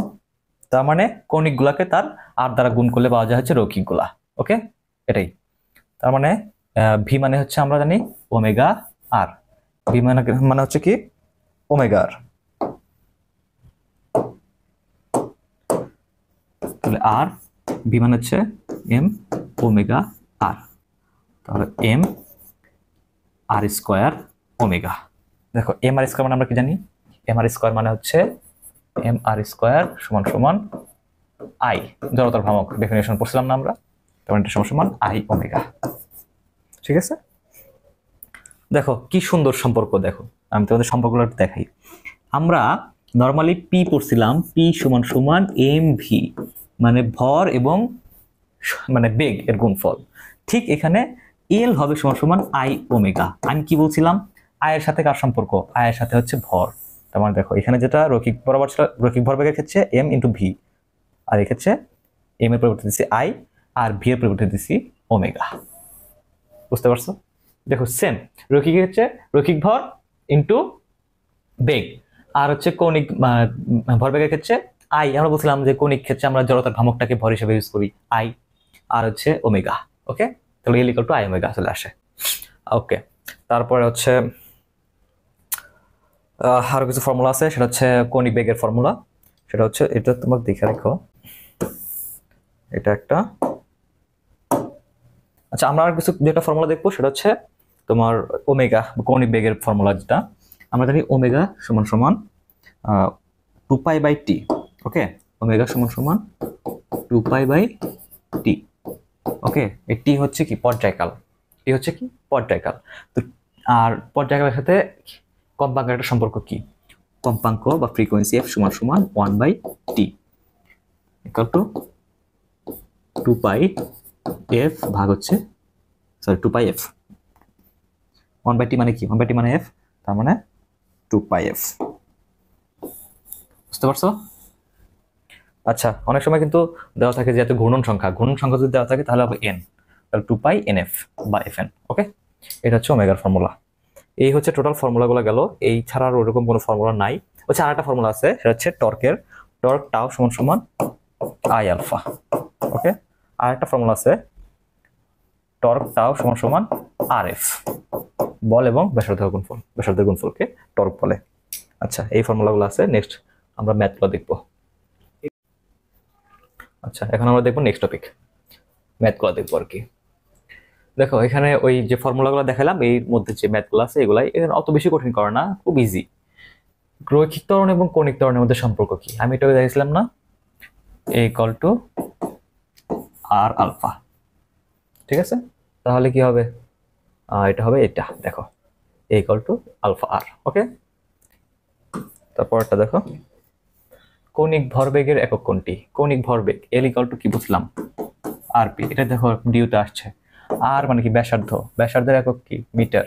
ওকে, আর ভরবেগ, ভরবেগ মানে কি ভর এবং বেগ কেজি, আর বেগ হচ্ছে মিটার পার সেকেন্ড। কত হয় KG metre square per second. এটা সবাই পারো, এটা কি দেখাবো, KG metre square per second. পরটা দেখো ঘূর্ণায়মান বস্তুর গতিশক্তি। ও আচ্ছা, আমি তোমাদের আরেকটা দেখাইনি, সেটা হচ্ছে গতিশক্তি। ঘূর্ণায়মান বস্তুর গতিশক্তি ক্ষেত্রে এখানে দেখাই দিই, যদি রৈখিক ক্ষেত্রে, রৈখিক রৈখিক ক্ষেত্রে রৈখিক ক্ষেত্রে তোমাদের গতিশক্তি ই সমান সমান ই কে সমান সমান হয় হাফ এম ভি স্কোয়ার। ঠিক আছে, আমরা বলছিলাম কি রৈখিক ক্ষেত্রে যেটা ভর, কৌণিক ক্ষেত্রে সেটা কি হবে জড়তার ভ্রামক। তাহলে কৌণিক ক্ষেত্রে সেটা হবে, কৌণিক ক্ষেত্রে ই কে সমান সমান হবে, রৈখিক ক্ষেত্রে যেটা ভর সেটা হয়ে যাবে কি জড়তার ভ্রামক, রৈখিক ক্ষেত্রে যেটা বেগ সেটা হয়ে যাবে কি কৌণিক বেগ মানে ওমেগা স্কোয়ার। ওকে, আর আরো মনে হয় কিছু টাইপ দেখানো বাদ আছে, ওইখানে আরো কিছু প্রশ্ন ছিল, সেটা মনে হয় তোমাদের দেখানো হয় নাই। আচ্ছা, আমি তোমাদের দেখাই দিচ্ছি তারাও। আচ্ছা, বেসিক কিছু ছিল, এই যে ঘড়ির কাঁটার যেটা, এটা সমস্যা নয়, সামনে আমরা করব, এটা তোমাদের এখানে দিয়ে রাখছি যাতে তোমরা একবারে মুখস্থ করে ফেলো এটা। ঠিক আছে, কিন্তু এটার ম্যাথগুলো আমরা দেখবো সামনে। দেখো এখানে বলছে যে ঘূর্ণায়মান বস্তুর গতিশক্তি কত, তার মানে ইকে সমান সমান half I omega square, half I omega square. পরেরটা হচ্ছে কৌণিক সম্পর্ক কোনটি সঠিক, এল ইকুয়াল টু এল ভেক্টর, একটা কি কৌণিক ভরবেগ, একটা ভেক্টর রাশি, আর ভেক্টর ব্যাসার্ধ ভেক্টর ক্রস পি ভেক্টর মানে ভরবেগ, সকল ভেক্টর রাশি এদের ক্রস গুণফল। ব্যাসার্ধ ভেক্টর এবং রৈখিক ভরবেগের ক্রস গুণফল হচ্ছে কি তোমার কৌণিক ভরবেগ। ঠিক আছে, ভেক্টর যত, এটা কি করলে যদি তুমি উল্টা লেখো পি ভেক্টর ক্রস আর ভেক্টর করো তাহলে কিন্তু সমান না। যদি তুমি এটা লেখো যে এল ভেক্টর সমান সমান মাইনাস পি ভেক্টর ক্রস আর ভেক্টর তাহলে ঠিক আছে। তুমি যদি এ কে বির জায়গায় লেখো তাহলে তোমার মাইনাস দিতে হবে, এটা তো তোমরা জানোই মোটামুটি ভেক্টর গুণফলের ক্ষেত্রে। তাহলে কি হবে L equal to R cross P, এটা হচ্ছে এখানে ভেক্টর চিহ্নটা হবে আর কি তোমার এটা। পরটা দেখো ঘড়ির সেকেন্ডের কাটার কৌণিক বেগ কত, ওই যে এখানে আমি যে তিনটা দিছি এটা তোমরা মুখস্থ করে ফেলবা, এখান থেকে মানে থাকে বুঝছো। আর এটা মুখস্থ মানে খুব একটা কঠিন না, মুখস্থ করে রাখলে সুবিধা কি তোমরা হচ্ছে পরীক্ষার ভাবতে পারো না, থাপ থাপ তাকাই দিলে ওটা। তো সেকেন্ডের কাটার কৌণিক বেগ কত বলছে, সেকেন্ডের কাটার কৌণিক বেগ বলছে আমরা জানি কি ওমেগা সমান সমান 2π/t, টি ইকুয়াল টু এখানে টি হচ্ছে এখানে পর্যায়কাল, টি হচ্ছে পর্যায়কাল মানে কতটুকু সময় পরে একই জায়গায় ফিরে আসে। তো ঘড়ির কাঁটা মনে করো এখান থেকে শুরু হলো ঘুরে ফিরে আবার এখানে চলে আসে, তো সুন্দর হয় নাই, তাও এখান থেকে শুরু হলো মিডল পয়েন্ট, এখান থেকে ঘুরে ফিরে আবার এখানে চলে আসে। এটা হচ্ছে 12, এখানে হচ্ছে 6 নাকি, তো 12 থেকে 6 হয় আবার 12তে ফিরে আসে। তো সেকেন্ডের কাঁটা এটা ঘুরে আসতে কতক্ষণ লাগে, একটা সেকেন্ডের কাঁটার 1 মিনিট লাগে, 1 মিনিট সময় কত সেকেন্ড মানে 60 সেকেন্ড সময় লাগে। তো সেকেন্ডের কথা বলছে, তার মানে টি হবে কি পর্যায়কাল কত, মানে একই জায়গাতে শুরু হয় আবার ওইখানে আসতে যতটুকু সময় লাগে সেটা হচ্ছে তার পর্যায়কাল। বুঝতে পারছো, মানে একটা পূর্ণ দোলন বা একটা পূর্ণ কম্পন সম্পূর্ণ করতে যে সময় লাগে। ওকে, 2π/টির মান কত, টি হচ্ছে 60, যেহেতু 1 মিনিট তোমার 60 সেকেন্ড, 2 আর 60 কাটা মানে 30, π/30 এত কি রেডিয়ান পার সেকেন্ড। ওকে, রেডিয়ান কই, ওই যে রৈখিক রেডিয়ান কেন, রৈখিক ক্ষেত্রে যেটাকে আমরা বলি মিটার, কৌণিক ক্ষেত্রে সেটাকে বলি আমরা রেডিয়ান। ওকে, আচ্ছা তোমার π/30 आंसर। তো এখানে বলছে যে একটি দেওয়াল ঘড়ির ঘন্টার কাঁটার কৌণিক বেগ কত, এখানে ঘন্টার কাঁটা না, এটা হচ্ছে কুমিল্লা 17-18-তে আসছে, এটা ঘন্টা হবে না, এখানে হবে মিনিট, মিনিটের কাঁটার। ওকে, ঘন্টাটা দেখবো আমরা যে মিনিটের কাঁটার কৌণিক বেগ কত। তো আমরা জানি যে ওমেগা ইকুয়াল টু 2π/t নাকি, তো এই পর্যায়কাল কত, মিনিটের কাঁটার ঘুরে ফিরে এখানে আসতে কতক্ষণ লাগে, তার সময় লাগে হচ্ছে 60 মিনিট, 60 মিনিটে 1 ঘন্টা, 60 মিনিটে এখানে আসে আর কি। তো 2π/60 মিনিট কত, 60 গুণন 60 সেকেন্ডে যদি নেই আমরা, তো 6036, 2π/3600 নাকি ইকুয়াল টু π/কত 1800। আচ্ছা দেখো এখন এই হিসাবটা আমরা কেমনে করবো, এটা তোমরা মুখস্থ রাখবা, কিন্তু তাও যদি তোমরা মনে না থাকে তাহলে কেমনে করবো আমি তোমাদের দেখাই দিই। মনে করো পায়ের মান কত আমরা জানি, পাই মানে হচ্ছে 3.1416 ভাগ হচ্ছে 1800। ওকে, এখন যে 0.1416 3 দিয়ে যদি আমরা 1800 কাটতাম তাহলে কিন্তু আমাদের একটু ইজি হয়ে যেত, কিন্তু ওই যে 0.146 থাকার কারণে আমাদের হিসাবটা একটু কঠিন হয়ে যেতেছে নাকি।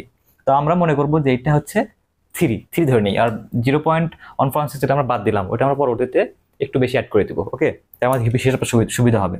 তো ধরে নেই এটা হচ্ছে 3/1800। ওকে, এখন হিসাবটা কত হয় দেখো, 3/1800 মানে 1/600। 1/600 আমরা লিখতে পারি 1/6 ইন্টু 1/100। দেখো আমি একটু 600টাকে ভাঙা নিলাম, কারণ 100 দিয়ে যে কোনো জিনিসকে ভাগ দেওয়া আমাদের সহজ, জাস্ট দুইটা ভগ্নাংশ পয়েন্ট জুড়ে দেওয়া আর কি। তো 1/6 মানে হচ্ছে 6কে তুমি এক দিয়ে ভাগ দাও, দেখো যাইতে পারে না, পড়লো একটা দশমিক, নিলাম 10, 6 6, তোমার 6 বাকি হচ্ছে 4। ওকে, 4 6 মানে এটা যাইতে পারে না, তাহলে আবার 0, 6 36, তাহলে 16, তাহলে 36, দেখো আবার 4, তারপরে এটা 4 যেহেতু পাইছি তার মানে সেম সংখ্যা বারবার আসবে, এটা কখন আর মিলবে না, তারপর 0.16666 সামথিং। ঠিক আছে, তাহলে আমরা কি লিখতে পারি এটাকে আমরা লিখতে পারি যে 1/6 কে আমরা লিখতে পারি হচ্ছে 0.166 ভাগ হচ্ছে 100। 100 দিয়ে যে কোনো জিনিসকে ভাগ দিলে আমি কি বলছিলাম, যে যদি তুমি 1কে 10 দিয়ে ভাগ দাও তাহলে চলে আসবে এর সামনে একটা মানে শুদ্ধ দশমিক, আর যদি 1কে যদি 100 দিয়ে ভাগ দাও তাহলে চলে আসবে দুইটা একটা দশমিক, 10-এর জন্য দশমিক আর 10-এর জন্য 01। বুঝতে পারছো? যদি 1000 দিয়ে ভাগ দিতাম 0.201। ওকে, তাহলে 100 দিয়ে ভাগ দিছি তার মানে একটা দশমিক একটা শূন্য আসার কথা, কিন্তু এখানে অলরেডি দশমিক আছে, তাহলে কত আসবে বলতো, 0. আর একটা দুইটা 0.167 এরকম। দেখো এই মানটা কিন্তু কি ছিল, আর একটু বড় হওয়ার কথা ছিল, কারণ কি আমরা 3.1416 মানে যে 0.1416 একটা বাদ দিছি, কিন্তু উপরে যদি বেশি থাকে তাহলে সংখ্যার মানটা বাইরে যায়, তাহলে এর থেকে আর একটু বাড়বে। তো 0.167 এটাকে আমরা লিখতে পারি কি, দেখো 0.16 লিখতে পারি আমরা, এই যে দুটা যদি পয়েন্ট চলে আসে তাহলে আমরা লিখতে পারি 1.67 ইন্টু টু দি পাওয়ার -3 লিখতে পারি না? হ্যাঁ লিখতে পারি তো, কারণ 1.67 10 টু দি -3 এর কাছাকাছি একটা আমরা মান দেখবো, তার আগে এটা কিন্তু আর একটু বাড়বে। তো 1.6 না হয় হয়তো 1.7 আসবে, এটা আসবে কত 1.7 ইন্টু 10 টু দি পাওয়ার -3। দেখো 1.7 কোথায় আছে, এখানে 1.53, 1.74, 2.54, 2.75, মানে এই তিনটা কিন্তু একসাথেও নাই, এটা আছে, তার মানে এটা আনসার। বুঝতে পারছো এটা কিভাবে খুব সুন্দর করে মানে হিসাবটা সলভ করে ফেললাম। তোমরা বেশি বেশি প্র্যাকটিস করবা, প্র্যাকটিস করলে তোমরা পারবা। দেখো নেক্সট টাইপটা দেখো, নেক্সট প্রশ্নটা দেখো, এখানে বলছে যে একটি ঘড়ির সেকেন্ড, মিনিট এবং ঘন্টার কাটার কৌণিক বেগের অনুপাত। হ্যাঁ, কৌণিক বেগের অনুপাত এগ্রিতে কিছুদিন আগে আসছিল, যে সেকেন্ড, ঘন্টা এবং মিনিটের, সেকেন্ড, মিনিট এবং ঘন্টার কাটার ক্ষেত্রে সেকেন্ডের কাটার ইয়া কত, ওমেগা, কৌণিক বেগ সমান ওমেগা ইকুয়াল টু 2π/t।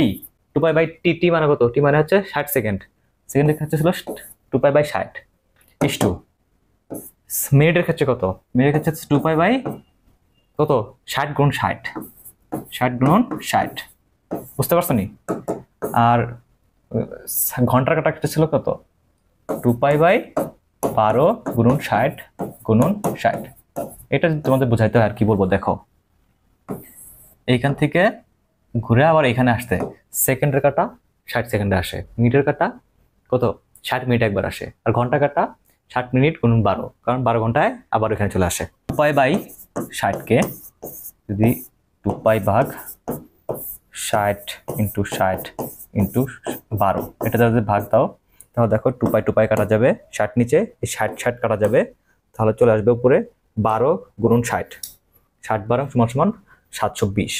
কেমনে করলাম, 12কে আমি 10 ধরছি, 10কে 6 দিয়ে গুণ দিলে 60 দিয়ে গুণ দিলে 600, আরও যে 2 6 2 12, তার মানে 120, আর 600 কত হয় 720, তার মানে এটা হবে 720। এখানে লিখে দিই 720,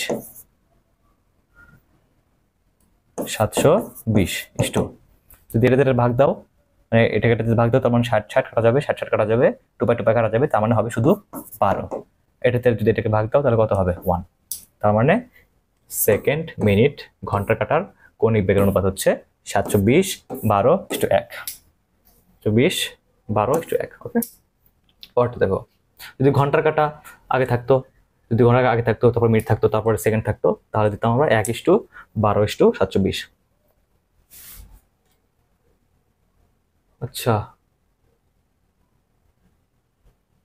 আচ্ছা তোমাদের দেখো এখানে আমি জিনিসটা খেয়াল করে নাই, তোমাদের ঘন্টার কাঁটা এটা কিন্তু একটা ম্যাথ, আর মিনিটের কাঁটা ওটা কিন্তু পরবর্তী ছিল। হ্যাঁ, আমি মিনিটের কাঁটাটা করে দিছি, ঘন্টার কাঁটাটা আমি ভাবছি যে ওইটাই এই প্রশ্ন যেটা কুমিল্লাতে আসছে, এটা জিএসটিতে 23-24 আসছে, যদিও তোমাদের আমি দেখাই দিলাম মাত্র, তোমাদের আমি ঘন্টা কাঁটাটা দেখাই নাই। ঘন্টা কাঁটাটা দেখাই, ঘন্টা কাঁটাটা সেম ভাবে করে ফেলবা। ঘন্টা কাঁটা কি বলছিলাম, ওই যে π/12, ওটাকে হচ্ছে তোমরা π/12 ইন্টু 60 ওটা দ্বারা করে ফেলবা, ঠিক আছে? আচ্ছা, পরবর্তী দেখো, একটি পাখা প্রতি মিনিটে 30 বার ঘুরছে, এর কৌণিক বেগ কত? ওমেগা ইকুয়াল টু 2π NF ভাগ হচ্ছে T, 2π N ভাগ হচ্ছে T। যদি মানে টি না লিখি তাহলে 2π NF। ওকে, তাহলে এখানে কি দেওয়া আছে, প্রতি মিনিটে 30 বার ঘুরছে একটি পাখা, তাহলে কত হবে দেখো, 2π ইন্টু N, কত N হচ্ছে 30 বার, 30 বার ঘুরছে, আর টি হচ্ছে কি প্রতি মিনিটে, মানে 1 মিনিটে মানে সময়টা কত, 1 মিনিট, 1 মিনিট মানে কি, তো 60 সেকেন্ড, 60, এটা একটা কাটা, তার মানে হচ্ছে পাই, তার পাই রেডিয়ান পার সেকেন্ড। দেখো নেক্সটটা দেখো, পাখা প্রতি মিনিটে 1500 বার ঘুরে, ঠিক আছে? সুইচ বন্ধ করার পর পাখাটি থামার আগে 3000 বার ঘুরতে কত সময়ের প্রয়োজন? এখানে দেখো আমার প্রথমত দেওয়া আছে যে প্রতি মিনিটে 1500 বার ঘুরছে, একটা পাখা প্রতি মিনিটে 1500 বার করে ঘুরছে, ঠিক আছে? এখন এখান থেকে কিন্তু আমরা চাইলে কিন্তু এর কি কৌণিক বেগটা বের করতে পারি। তারপরে পাখাটা যখন 3000 বার ঘুরছে তখন থেমে গেলে ওই সময়টা কত? 3000 বার ঘুরতে ঘুরতে থেমে গেছে, তার মানে শেষ যে ইয়াটা কৌণিক বেগটা সেটা হচ্ছে 0, আর আদিটা কিন্তু আমরা এখান থেকে বের করতে পারবো। তাহলে ওমেগা সমান সমান আমরা জানি কি, 2π N ভাগ হচ্ছে T। N কেন? কারণ এখানে 1500 বার ঘুরছে, মানে বার দেওয়া আছে কতবার ঘুরছে, তো 2π গুণন 1500 ভাগ হচ্ছে T, কত প্রতি মিনিট, মানে কি 1 মিনিট মানে সমান কত, 60 সেকেন্ড, তো 60 দিয়ে ভাগ, তাহলে কত হয় দেখো, 0 0, তারপরে হচ্ছে 3, 150 কিন্তু ভাগ দিলে 50, তো 50 পাই, আমরা একটু ভালো করে লিখে দিই, 2π ইন্টু 1500 ভাগ হচ্ছে 60, 0 0 কাটো, তাহলে 3, এই 3কে আবার 150কে শুধু 50, তাহলে সমান পাওয়া হচ্ছে 50 পাই রেডিয়ান পার সেকেন্ড। ওকে, আর যখন সে থেমে যাবে তখন তার কৌণিক শেষ কৌণিক বেগটা হবে 0, তার মানে এটা তার ওমেগা নট, তাহলে শেষ কৌণিক বেগটা হবে 0। ওকে, তারপরে যখন এটা দেখো 1500 বার ঘুরছে, একটা কোন একটা সার্কুলার মোশনের ক্ষেত্রে, একটা পাখার ক্ষেত্রে, যখন আমরা জানি যে যখন একটা বস্তু এইখান থেকে শুরু হয়ে ঘুরে যদি ফুল ঘুরে যদি আবার সেখানেই আসে, তাহলে তার কৌণিক বরাবর কতটুকু সরণ হয়, কৌণিক বরাবর সার 2π পরিমাণ সরণ হয়, ঠিক আছে? 2π পরিমাণ, উপরে পাই নিচে পাই 2π, তাহলে এটা কতবার ঘুরছে, 3000 বার ঘুরছে, তার মানে তার টোটাল কৌণিক সরণটা কত হবে, 3000 গুণ 2π, তার মানে তার টোটাল কৌণিক সরণটা হচ্ছে 6000 পাই।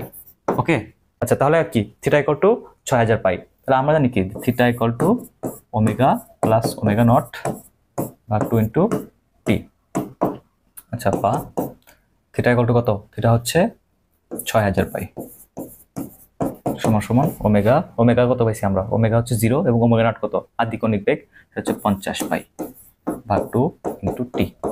0 0 কাটো, পাই পাই কাটো, 6 দুগুণে 12, 1200কে 5 দিয়ে ভাগ দিলে হয় কত, 240 সেকেন্ড, এটা সমান সমান টি। ওকে, 240 সেকেন্ড। নেক্সট দেখো, একটি চাকার জড়তার ভ্রামক 2 কেজি মিটার স্কয়ার, চাকাটি মিনিটে 30 বার ঘুরছে, এর কৌণিক ভরবেগ কত?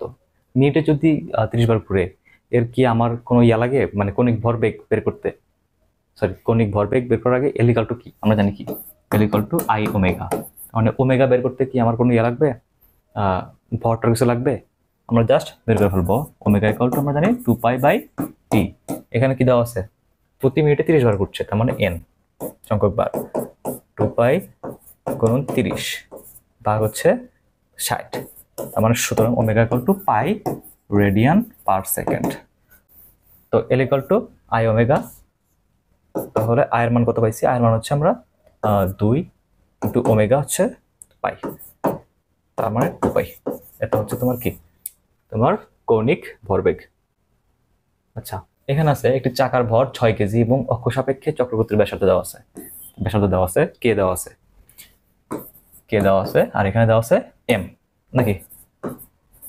তো চাকাটিতে 3 radian per second square, radian per second square হচ্ছে আলফা কৌণিক ত্বরণ সৃষ্টি করতে কত মার টর্ক প্রয়োজন?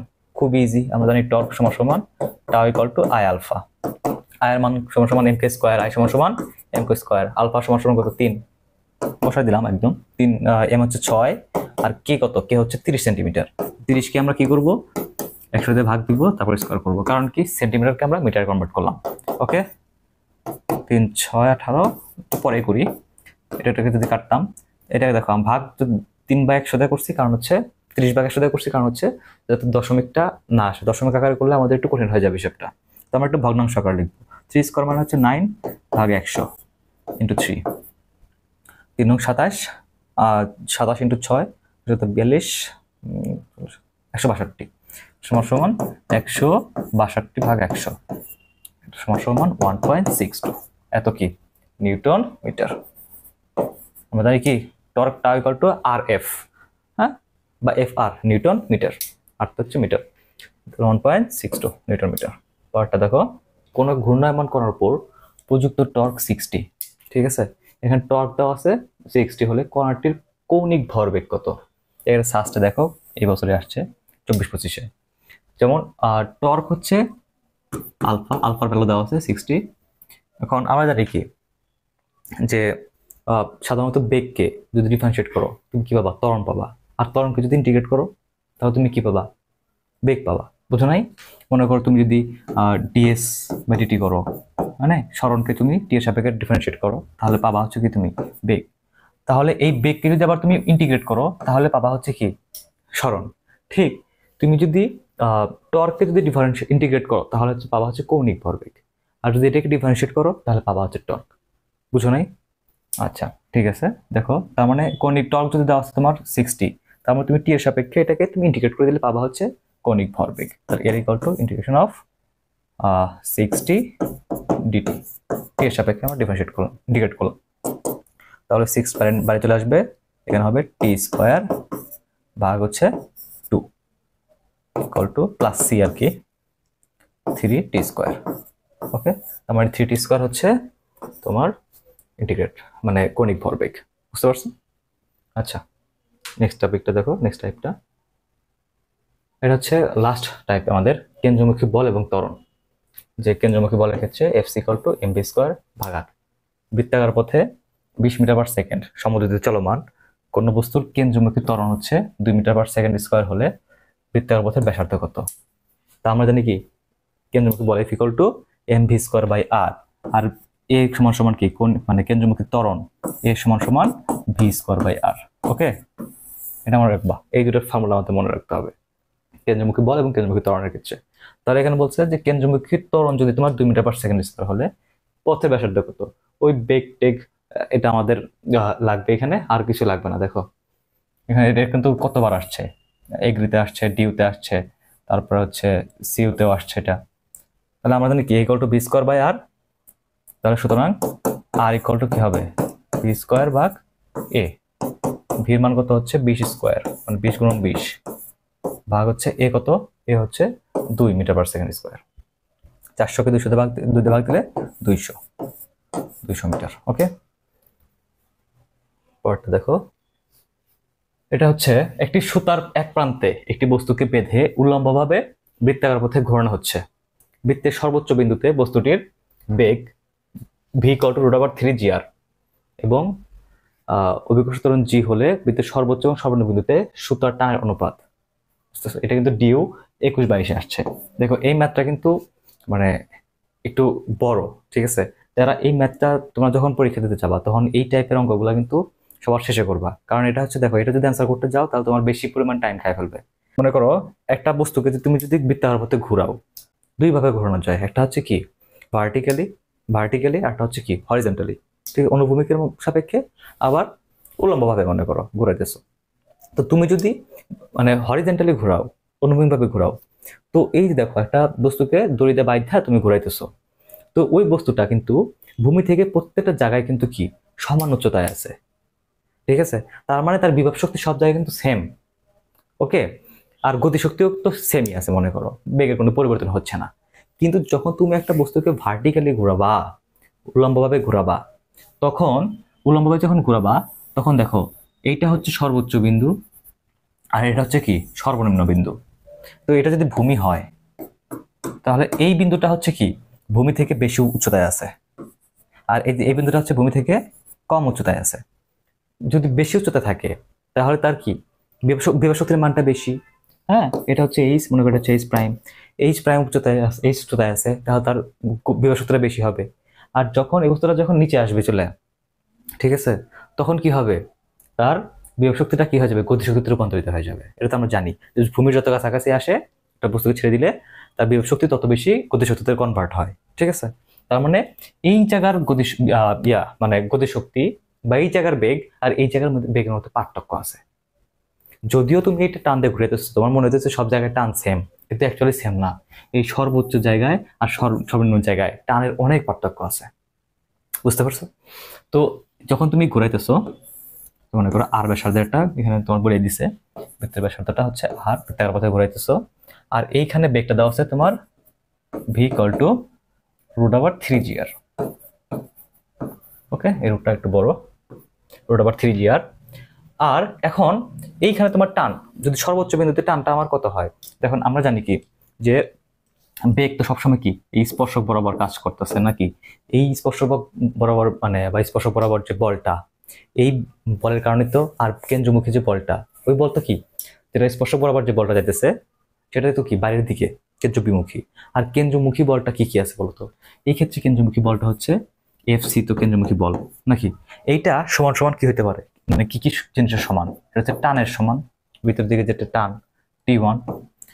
আর তোমার এইখানে দেখো ওজনটা, বস্তুর যে একটা এম ভরের একটা বস্তু তুমি যদি ঘোরাও তাহলে তার ওজনটা কোন দিকে কাজ করতেছে বলতো, এই দিকে কাজ করতেছে, নিচের দিকে, সবসময় ভূমির দিকে। তার মানে এমজির দিকও এটা, টানের দিকও এটা। তার মানে টোটাল কেন্দ্রমুখী বলটা কত হবে, T1 প্লাস ডাব্লিউ মানে এমজি। বুঝতে পারছো?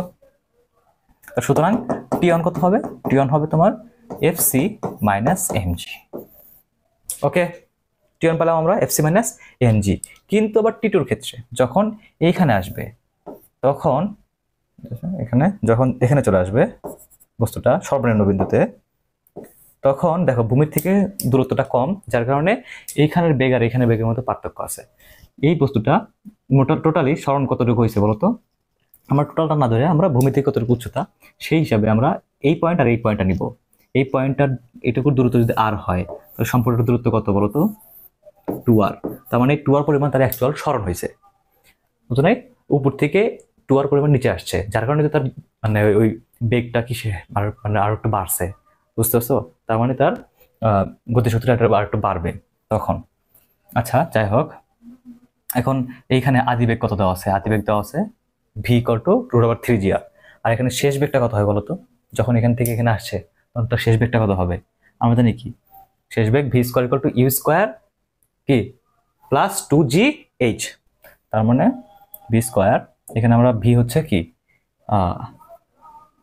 ভি প্রাইম স্কোয়ার লিখলাম, আমরা মনে করো ইউ স্কোয়ার, ইউ মানে হচ্ছে তোমার আদি এই বেগটা √3gr, ওটাকে স্কোয়ার করলে হবে কত, শুধু 3gr প্লাস 2gh। হ্যাঁ, 2g দেখলাম। আর h মানে কি, h মানে হচ্ছে তাদের মধ্যে দূরত্ব r, 2r। দেখো তাদের ব্যাস পরিমাণ দূরত্ব, h মানে হচ্ছে 2r। দেখো এখানে আমি লিখে দিই তোমাদের, h হচ্ছে 2r আর হচ্ছে ভিটা হচ্ছে √3gr।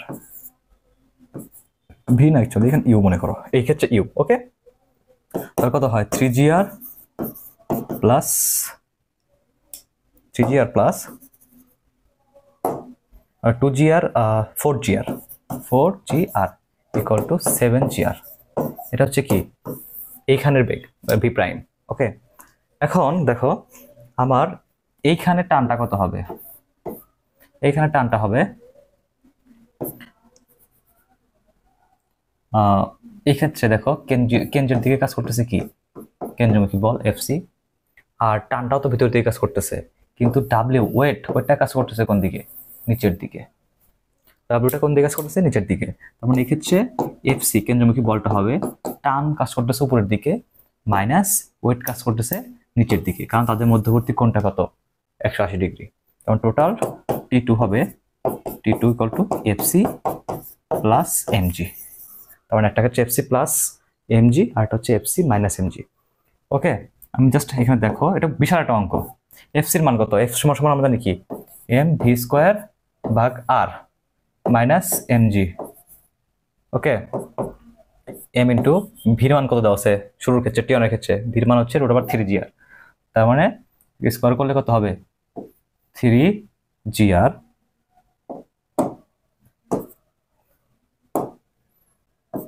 এম ইন্টু 3 GR ভাগ হচ্ছে আর মাইনাস এমজি। তাহলে কত আসে দেখো, আর আর কাটা যাবে, 3 mg মাইনাস এমজি মানে কি? 2 mg। তার মানে এটা হচ্ছে T1। T1 আসে হচ্ছে 2 mg। আর T2 দেখো কত? FC plus MG. এফসি মানে কি? এখানে T2 এর ক্ষেত্রে এফসি, এই যে একটি হচ্ছে যে ভি প্রাইম ইউজ করবে, এটা 7 GR। তাহলে T2 সমান সমান ভি স্কোয়ার, মানে F equal to MV square না, এফসি সমান সমান এমভি স্কোয়ার বাই আর। তাহলে এম ভি প্রাইম স্কোয়ার ভাগ আর প্লাস এমজি।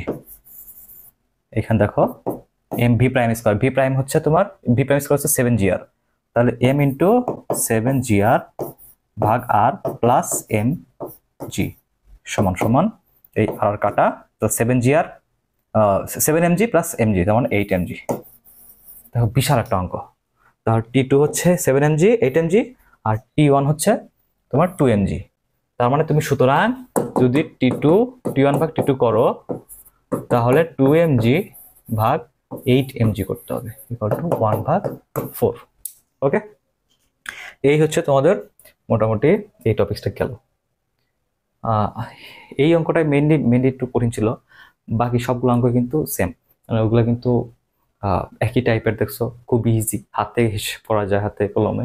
এই অঙ্কটা একটু হিবিজিবি, এই টাইপ অঙ্কগুলো তোমরা একটু মানে অ্যাভয়েড করার ট্রাই করবা শুরুর দিকে, পরবর্তীতে সময় পেলে তখন একটু ভেবে দেখবা, ঠিক আছে?